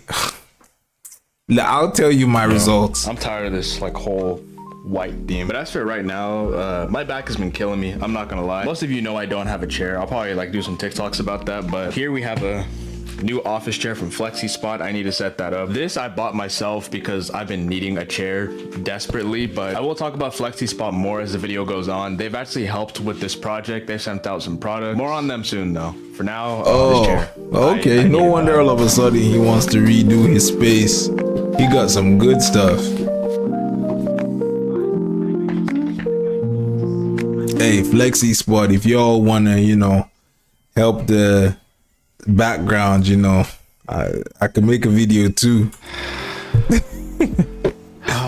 You don't know how much I've needed a good chair. I made a TikTok sometime last year where I bought a Temu chair to see if it was actually good, and it was good for a couple weeks, and then it like started leaning back and it wouldn't go back in place. I don't know if that's because I'm a big back or just because the chair was like 30 bucks. But long story short, I have been making myself suffer because I have not been buying a chair. Even during my trip to Florida in my last video, you guys didn't see it on camera obviously, but literally every day I foam roll. Like I was having terrible back pain beforehand. I'm sure my awful chair contributed a little bit, and just the fact that I'm like constantly sitting down, whether that's like editing, doing homework, streaming, even like sitting while I work, I was not treating my back nicely, and this investment was definitely worth it. But yeah, we got it all set up.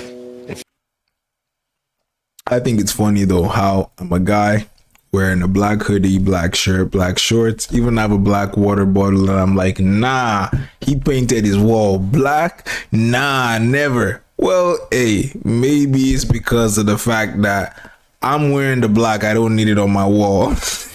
Feels good. Like I said, like I just glazed for like 2 minutes. It's got everything you could need. You could like rotate the armrests. You could lock your position, like how far it leans back. There's lumbar support, like for your lower back. There's even like a foot rest or like a leg rest, which I didn't know this came with. Yo, does anybody here know where? Because I know they don't sell this at thrift stores, but does anybody know where you could get Yeezy slides for less than $1,000? Well, I'm being exaggerating, but like without paying the premium price.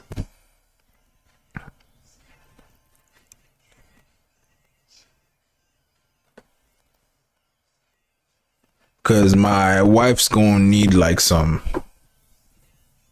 slides of some sort soon, and I'm trying to figure out what I want to get her. I mean, left to me, I'm just gonna get her Crocs, but she's not really a fan of Crocs, so I'm trying to figure out what if these, because my cousin has Yeezy slides and they're the most comfortable piece of footwear I've ever experienced.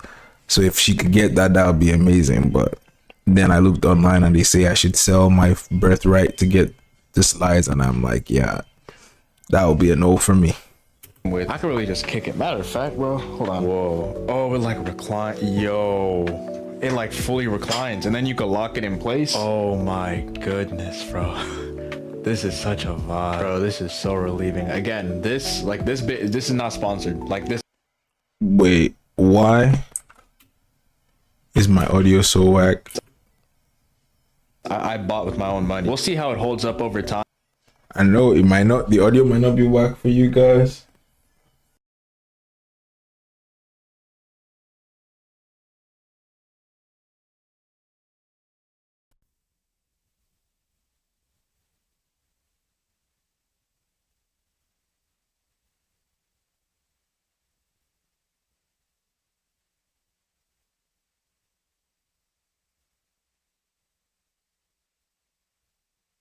But would I recommend it so far? Yes, bro. Let me like face you guys when I talk. I feel like I'm being rude. As far as what to do next, a couple days ago I had placed an order for, I mentioned a black bed, so a new bed, and then my thinking is I think I want to build the bed last, just because like I'm not gonna lie, like painting, moving a lot of stuff around, there's a little bit of dust. I don't want to put together my new bed with like a new comforter and everything, new sheets. I don't want to do all that just to like accumulate more dust. I feel like it would just make sense to save that for last. I have a 4K TV sitting outside here as well that I Yeah, ordered. the I don't way know if he I wanna just do said that that, like now, as only if because I want to if buy he those, waits, if he waits, that's gonna make the dust go away. like Govee, like you know the lights that like respond to the colors of whatever you're watching. I want to buy those before setting everything up. But instead of overthinking and not knowing what to do, I have an idea. Let me move you guys out the way for a second. Honestly, I think I'm gonna do a quick case swap. Essentially, my plan is to just go from a white PC case to a black one, and I think it'll really just like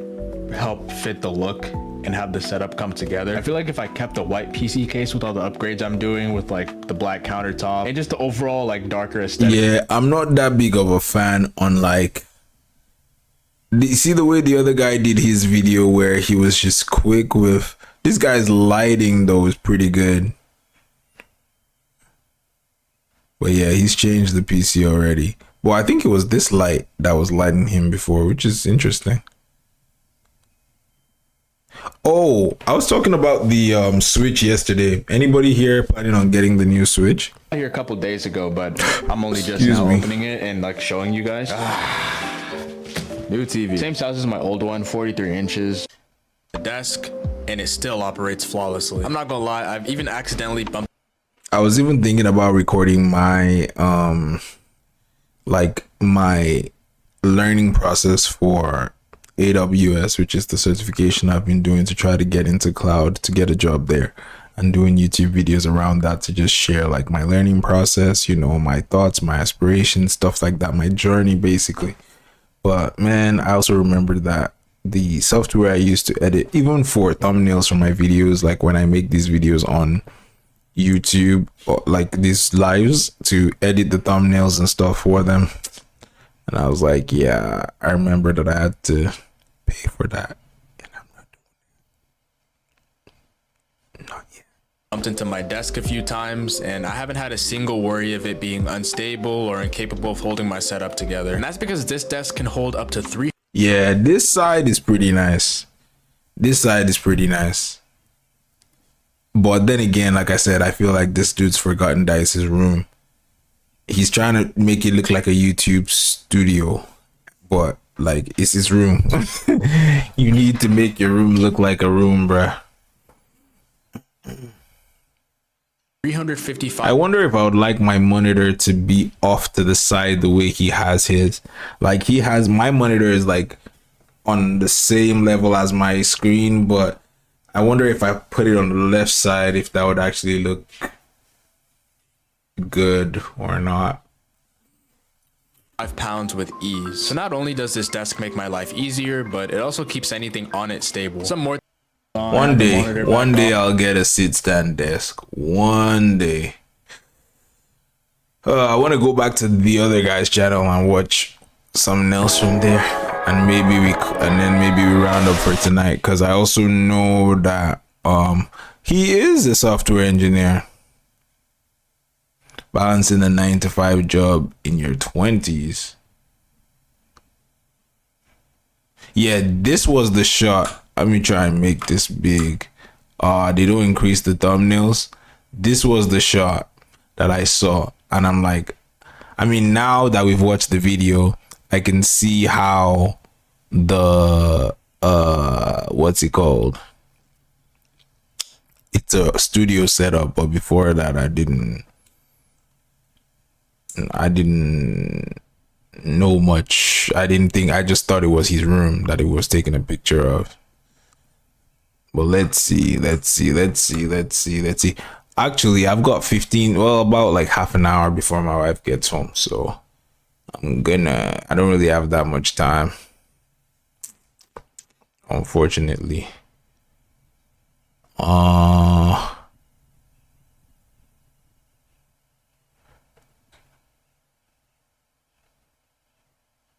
Okay. His channel is not really like about the kind, I mean, I guess how many times is he really gonna move, right?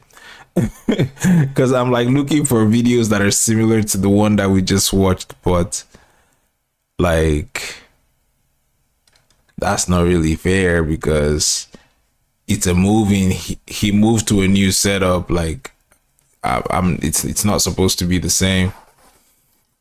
I'll see if I can find something, but I want us to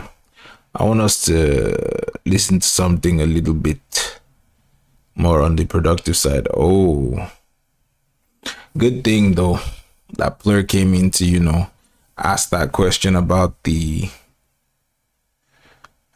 Adam and Eve story. At least we got a chance to, you know, share some perspectives on that. I don't know. Let me see.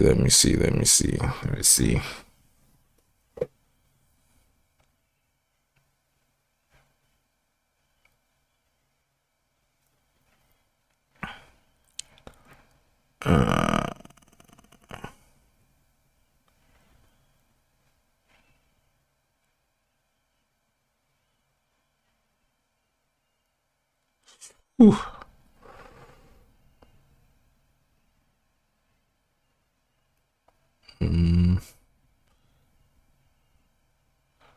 Oh, I think I might have found something. Man, there's so now, like I feel like the more, because this channel that I'm using now is new. Hey friends, my name is Fred. Good to you. Huh?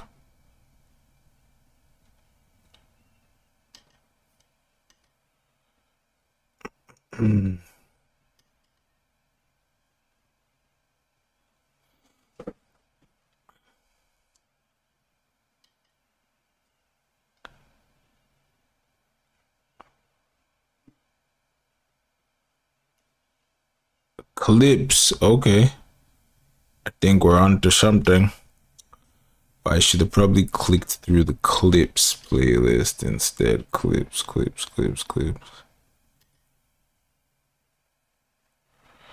Okay.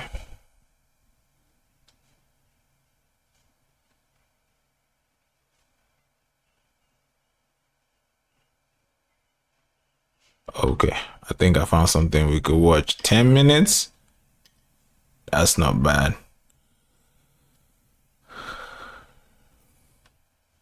I had the chance to improve and evolve my desk setup many times over. Each iteration was I feel like maybe I'm not into the desk setups anymore. Like I think desk setup just feels very like it feels very,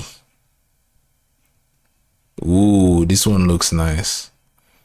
This is where ideas come to life. All right, we're going to split this last few minutes. We're going to split half and half. We're going to watch this guy and then we're going to watch a different one.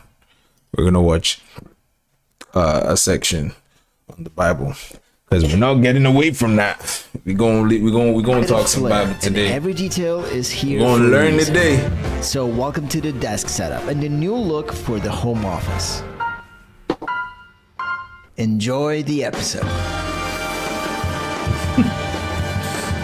I feel like YouTube has definitely brought out the creative side of a lot of people. If you've been following the channel, you might be asking, like, look at this shot, for example, for this guy to start his video. Look at this. Like, you've been following the channel, bro, look at that. He's leaving room through the doors. This is very cinematic stuff. That's a topic we need to discuss next month, as things are still work in progress. In this episode, we'll take a look at my desk setup and overall. Look at this dude. He even probably changed this knob to this bronze color just for aesthetic purposes. And I hope for this guy, this is also not his room. Because everybody be turning their rooms into something else these days. Backwards and start from how I Well, keep this I space did for a long organized and time, slowly so move towards can't the really actual blame desk nobody. setup. This is the very storage unit slash sideboard that I learned to like in time. It's actually from Amazon and it's relatively cheap.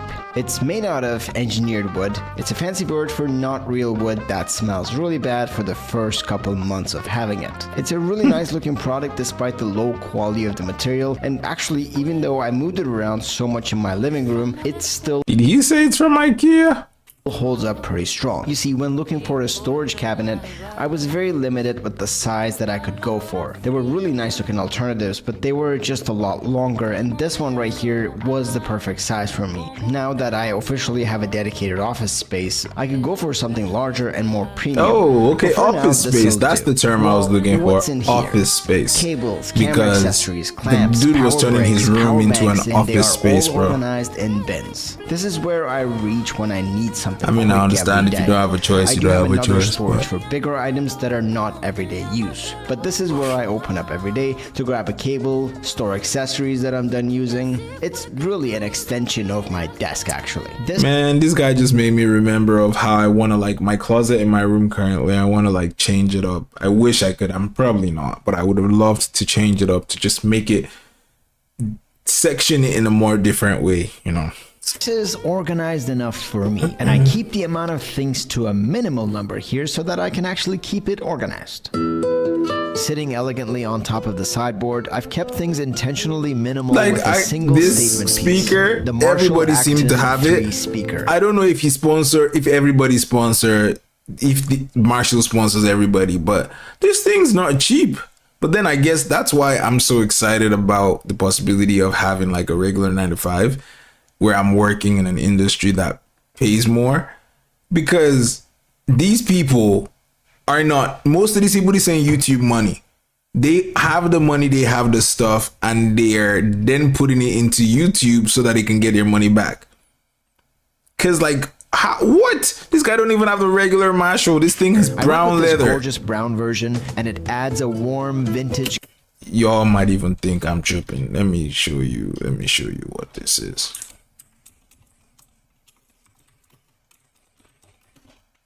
Just in case you're looking at this and thinking, oh, maybe I could get one from my brother.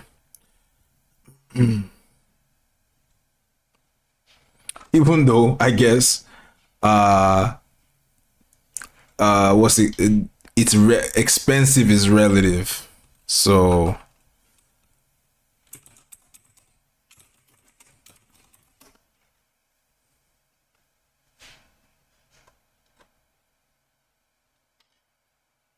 actually, they might not have the price on their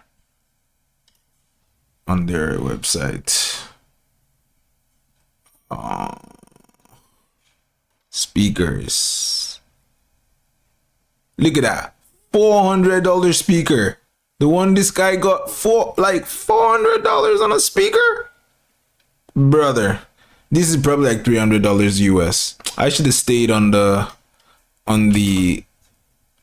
I should have stayed on the US one so you guys could see it with the US price, but bro, oh yeah. See, and it only gets worse. Look at that, $600 for a speaker.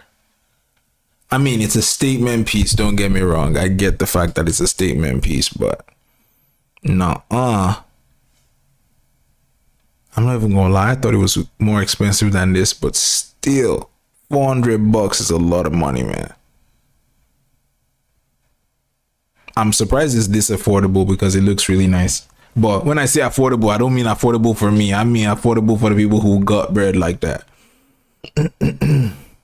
character to the space. This speaker isn't just about looks though. It supports Bluetooth 5.2, delivers 60 watts of power, and connects to an app where you can fine-tune the bass and treble to your liking. Though I personally enjoyed the tactile experience of adjusting the analog dials. As for the sound, it's rich, full-bodied, and unmistakably premium. Marshall has built a legacy on iconic sound, and this speaker lives up to the name beautifully. And right beside the speaker, I have a small bottle of home fragrance fragrance, the smell of a space is actually... Wait, that's how that works? That's cool. I never knew that that's how that works. You just gotta flip the wood and then it's smelling, and then when you flip it, the part that's been in the...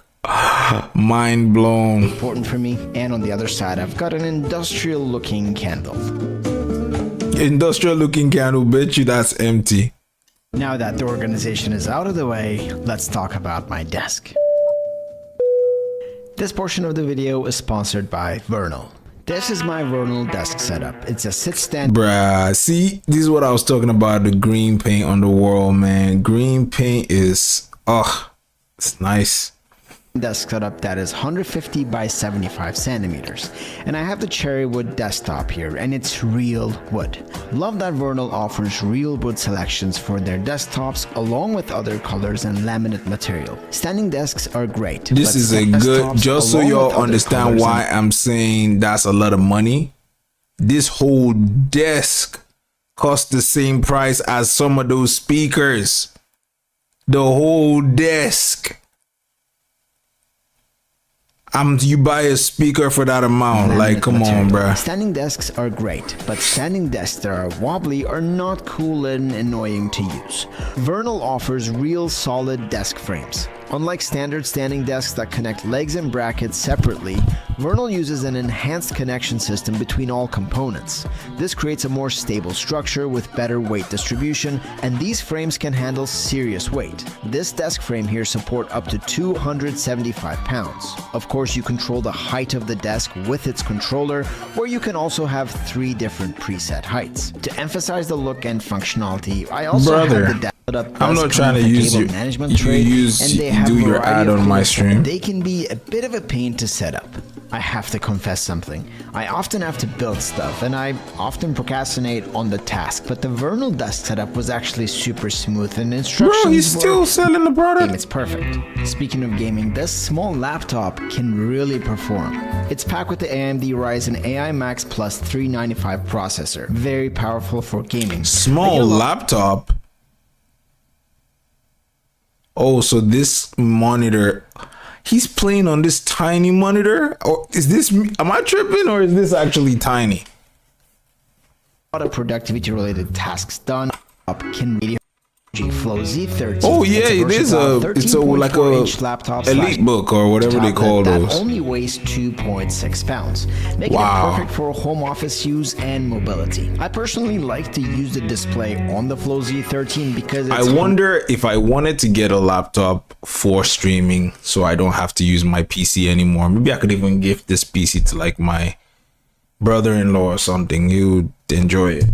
And I could get a laptop. What laptop would I get that would actually be able to power my stream? Because I don't think my stream, like now without gaming, I don't think I need that much to be able to let the stream work. But I wonder if I could like what that laptop looks like, because I don't even know what the laptop world is like at all. This small laptop can really perform.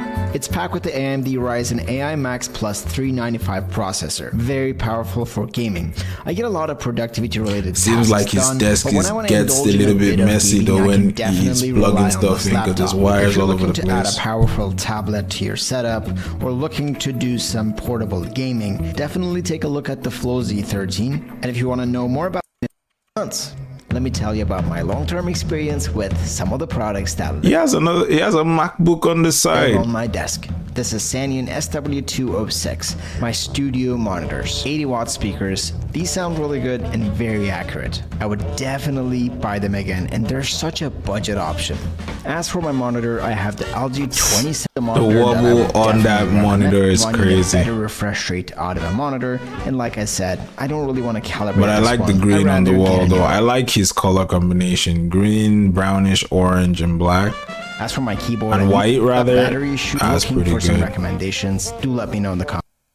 Make me itchy, and this thing does not slip. All the links are in the description, by the way. This is the M1 MacBook Pro. This guy's video is not that bad, but this M1 right here is all all in when it comes to proper ergonomic chairs. The mesh version has been very breathable. I'm trying to keep track of the time. This chair Yeah, offers great customization almost with 5 multiple o'clock. backrest Actually, positions, yeah. adjustable seat depth, and multi-directional armrest.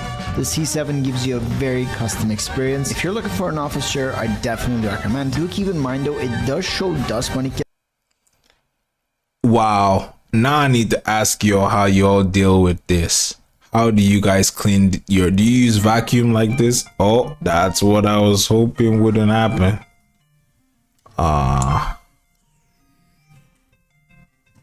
Give me a second, guys.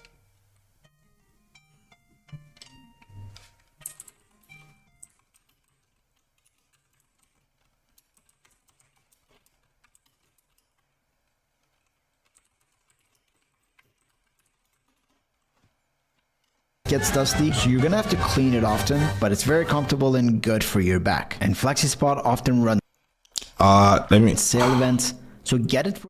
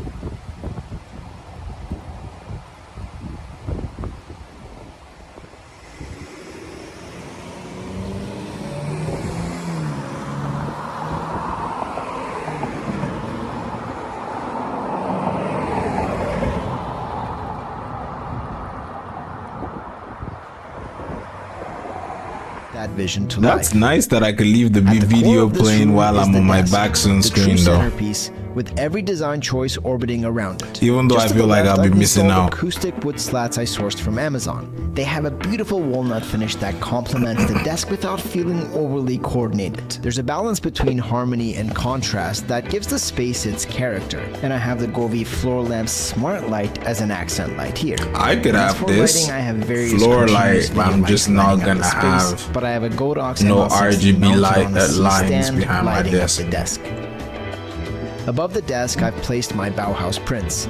They lean heavily into yellow tones, which play beautifully against the warm wood textures and the deep green walls, creating a palette that feels both modern and grounded. There are still a few finishing touches. Oh wow, look at that. I've seen this before. That feels so comfortable. This is what I meant when I was talking about like a rug sectional in an area. It just makes just completes the space a little bit.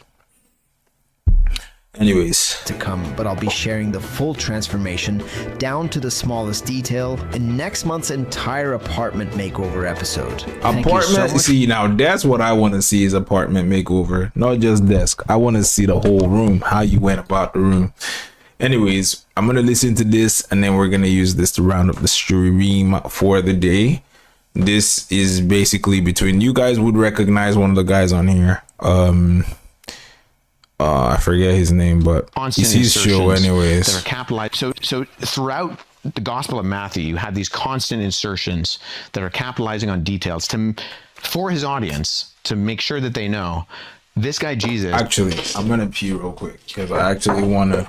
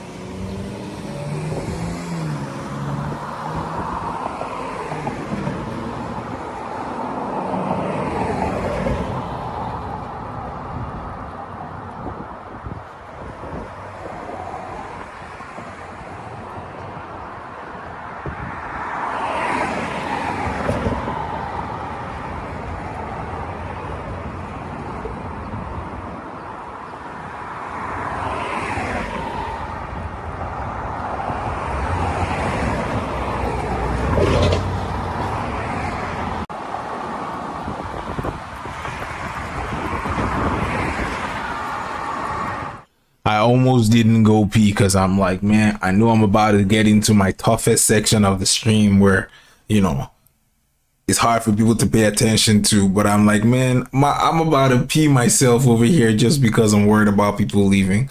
Like, I can't, I gotta do what I gotta do. I'm not even gonna be able to pay attention anyways, but I can already hear the context of what he's about to say. And I think he's basically talking about how, I was speaking to Kiani the other day about like prophecies, and I was talking about how like one of the easiest ways for you to believe someone having knowledge of things outside of the world, like out of this world, not out of this world abilities, is by prophecy. So basically, if I tell you something that's going to happen a week from now, I know something that you don't, and that is not natural. So if you're talking about what could make someone believe in the supernatural, prophecy is one of those things. Now, in the Bible, there are a lot of prophecies. There are a lot of, this is what's going to happen 7 years from now, 10 years from now, 400 years from now.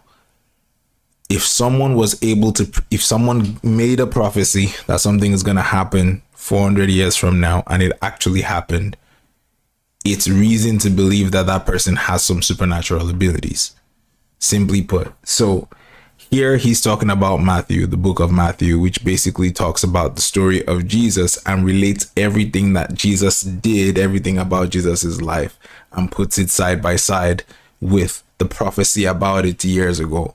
Now, again, like I always say, like,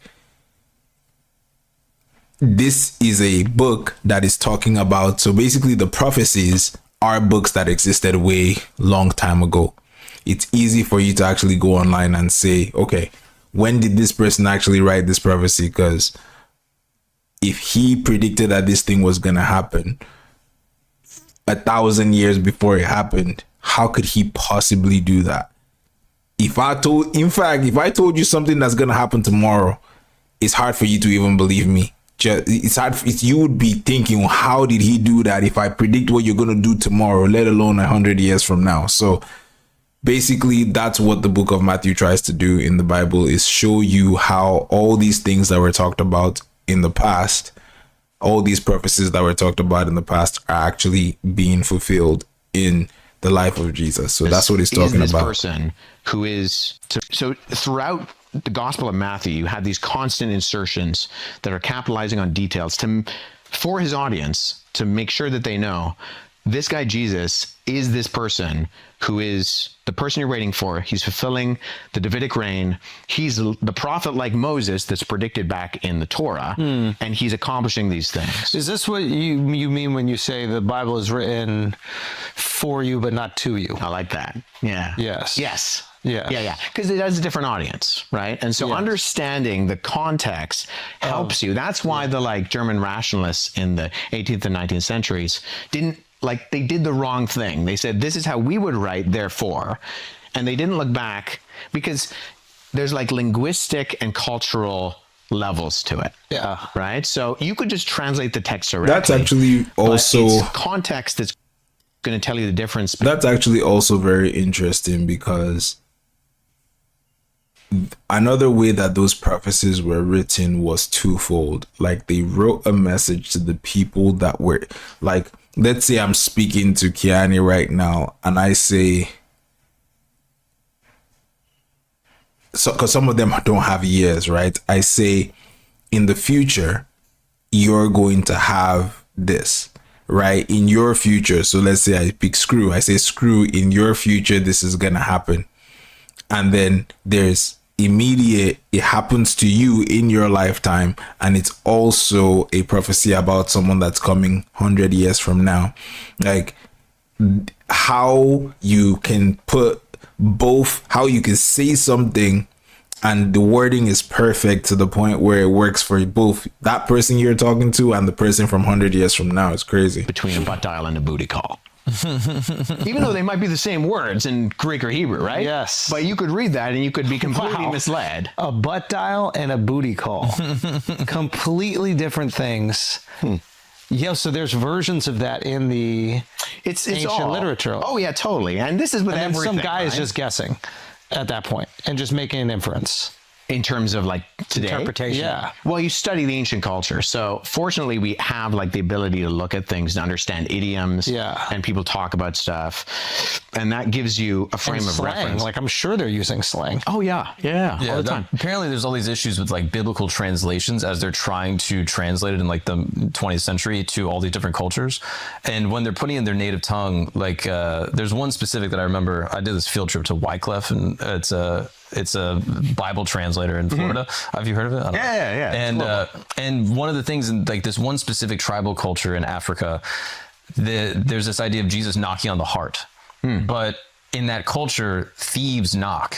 And so they're like, okay, we can't make it knocking because then they're going to think Jesus is a thief. Yeah. And so what they did is like they would cough or something like that. They would like clear their throat to indicate that there was someone on the other side of their hut. And so they had to translate it to Jesus coughs at the door of the heart or something to that effect. Yeah. And that when you're translating things, you have to be super specific to the culture that you're translating to. So this is the difference between what's That's called a formal interesting. equivalence translation and a dynamic equivalent translation. Yeah, this is a dynamic equivalent translation. Yeah, so dynamic Yeah. is like the thought for thought idea, Yeah. right? So in the Gospel of Luke, in the Greek, there's this line where Jesus says, let these words sink into your ears.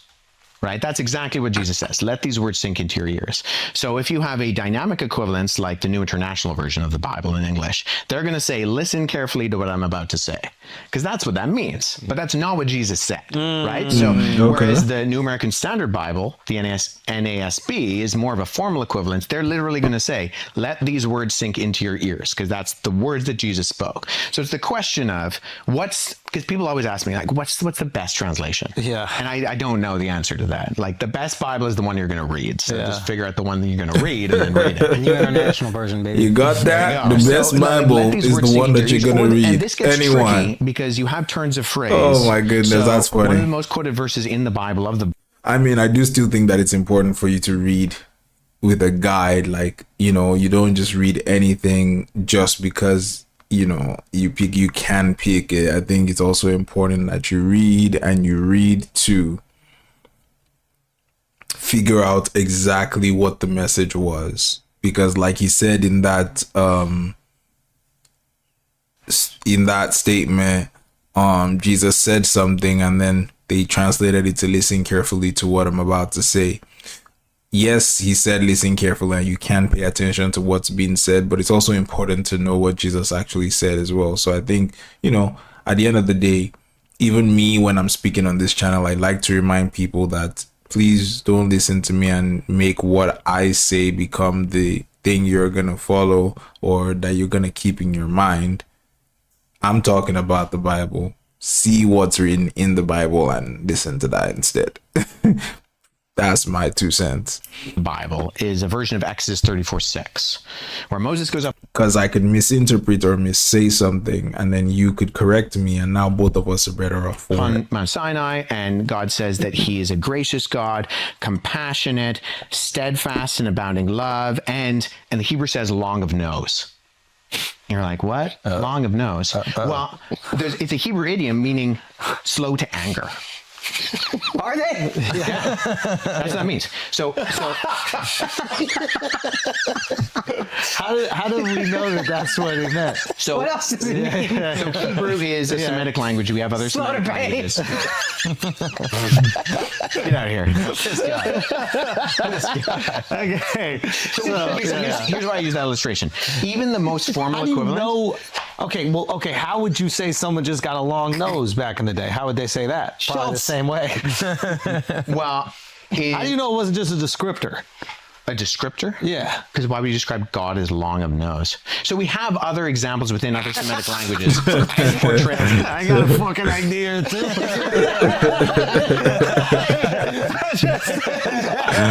Like, why wouldn't you? Yeah. But this is why. Jesus had the golden hair. But they probably were describing the way his hair looked. That was Well, good this safe. is just God. Oh, you mean Jesus is God. Long. In my religion, Jesus is God. I don't know about you. Yeah. We're on the same page. Oh, we are. Okay. But I use that example to say, like, even the most formal equivalent isn't going to translate like that because it doesn't make any sense. Right. So, but long of nose, you think that they were just using a common... It's an idiom. It's an idiom. Yeah. This guy's an idiot, man. It's not like an insane... No. But so Hebrew is a Like Semitic if language. like a Chinese god was described as like small of eye, I don't think it would be like I don't think it would be an idiom, right? Like It's an idiom for good at math. like if one could say that, or you could be like, oh, this might have been a descriptor. I just picked up on why you guys are laughing. 3 days later. I'm slow. Yeah. No, he's on Jesus time. I didn't pick up on it. Does he have a long nose or something? What is? I don't get it. And he's back. I mean, I get the long of nose is a funny idiom, right? But I wonder why they're laughing. He is risen. We just resurrected.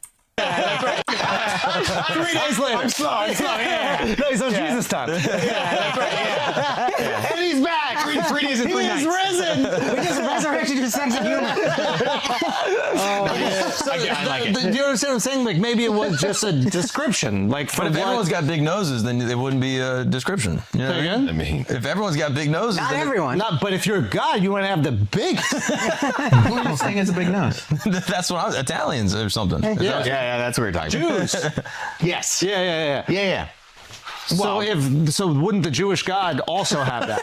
Well, so this is an idiom that we find in other Semitic languages. So like Akkadian and Aramaic, and like so this is a language found. Languages that are in the region. Yeah. Where the Jews live. You're not seeing the parallel here.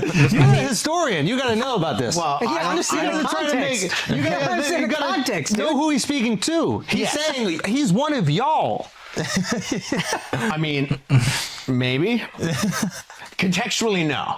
Listen, leave it up to the historians. Okay. Okay. Comedically, yes. Comedically, yes. Wait. Just because Ari Shafir looks like that today doesn't necessarily mean. Okay. Ari Shafir. Yeah. So First century BC looked like that. Yeah. Okay. Yeah, I get you. We need to get Delvin here, dude. We're getting on the line right now. Yeah. We're getting close. Okay. All right. So you were saying Dynamic formal equivalence translation stuff. That's. How do we start this? You brought it. you were talking about the translation of. You just said there are a bunch of long noses running out. Get out of here. Looking for Jesus. I'm gonna kick you out of your own podcast. Okay, sorry. I thought it was disrespectful. So this issue runs up all the time. I thought it was disrespectful. It was like the long noses are trying to crucify him. Something like that. We've been talking about long noses for way too Abounding in long. steadfast love and faithfulness. Bro, I had said it no quickly, clue. and we were very like, "What?" Was that Nah. Window moment. That's why I stopped. Did you understand what he said? What is going on over here? I was so confused. Okay. I twisted on you. Let's center ourselves. So he was talking about like translation issues, and that happens all the time. Yeah. And like you're translating the Bible into Peruvian in a culture that like doesn't know what a donkey is. Do you then say it's a llama? Or is that like taking too much liberty with the text? But this is stuff we run into all the time. So this is why the best commentary on the Hebrew Old Testament and Greek New Testament is going to be the Hebrew Old Testament and Greek New and Testament. the Greek New Testament. Yeah. But there are things that we learn about these languages, like the King James Bible is translated between 1603 and 1611. There were terms that they just didn't know what they meant, and they transliterated them. We now know what they are because we've, like, through And then have they adjusted the King James Bible since? Well, no, you don't. Well, the new translations do. There's a new King James and KJV. Yeah. And they would. So First Chronicles 26:18. Yeah. In the King James Bible, it says at Parbar westward, ford the causeway into it Parbar. You're like, what does that mean, right? But if you read the NIV, this guy's favorite translation. That shit is light The work. New Indian It's version. lit. That's right. Yeah. It says, as for the court to the west, there were two at the court and four at the road itself. I didn't even know what that meant. So Parbar is not an Elizabethan English term. It's just a transliteration of a Hebrew word that they were like, we don't know what this is, so we're just going to call it a Parbar. Like croissant. Yeah. That's a I think he's right on this. okay. We'll go with it. Yeah, we didn't have a word for that type, like a what Sure. gay bread, so we just called it croissant, right? Like we don't have an English word for that. Yeah, so we just go, okay, let's just call it their thing. Yeah. Yeah. Sure. We should just leave it in Latin. Why do you guys look at me like I'm dumb? It's the exact same thing that the English did, right? They didn't have a word for it, so they're like, all right, just leave it there. Yeah. Cultural appropriation. Yeah, Yes. Yeah. But in like the best version of it, we want you to appropriate Christianity. That is what Christians would hope, that everybody appropriates it. Sure, but then we figure out what the word is, and it's fine. And then it's fine. Yeah. Okay. I'm jumbled up here. We still haven't figured out your discrepancies in the Bible. No, I think we kind of. That was the only one? What were the other things? Well, no, so you have a biblical scholar here right now. He's a historian. He benches 240 for 12 reps. You're lowballing. Come on. What do you put up there? 285 for 5, easy. You could have carried that cross for days, bro. Right? You guys got a bench press here? Yeah, no. Oh, okay. What? Why were you about to throw something Well, up for us? we could test it. 315. 315? I've done 404 for one. Whoa. What? Nah. Body of Christ. Jesus. Yeah. I thought he was succumbing to the will of the people. Oh, I thought it was a train. Well, that wasn't as enlightening as I thought it was gonna be, but like I said in the beginning before the video even played, if anybody was looking to the Bible to try to figure out what about it makes people believe it is true, or you were trying to look specifically into the who Jesus was supposed to be before he actually lived, because we've talked in the past about how, well, Jesus is not just something in a story. He's actually someone who existed, and you can go look through history information to see that he was someone that walked on this planet. So now that we've gotten that out the way, why is Jesus significant? I've talked about the fact that there are things he did while he was alive that you can also look into, but the book of Matthew specifically talks about how Jesus is the fulfillment of a prophecy that happened way before he was born. And I believe that prophecy is something that's very significant evidence of the supernatural. Because this whole conversation of is there a God or is there not a God comes from the idea of there being supernatural things to begin with. And for someone, let's say 4,000 years ago, to write a book about someone who was coming 2,000 years ago, to write about them, write their name down, write how they're going to live, how they're going to die, how people are going to perceive them and all of that. That's what Matthew tries to do. So I believe that if anybody was just looking to understand what the message of Christians is, Matthew is a good way to be able to understand that, because it literally puts it side by side. It tells you Jesus was born here 2,000 years ago. They said the Messiah, Christ, was going to be born here. Says, okay, after he was born, he went to Egypt. It tells you there was another prophecy saying that this same Christ will go to Egypt. Then he comes back. His parents are from Galilee. And then they say, oh, the prophecy also said he would be from this place. Like, I don't think people really understand like the amount of detail that shows who Jesus was and how the prophecy came together. Because just simply his birth and where he's from, the amount of circumstances that are required to make it line up that they say he's going to be born here, be from here, and go here. All within like probably the first 3 years of his life.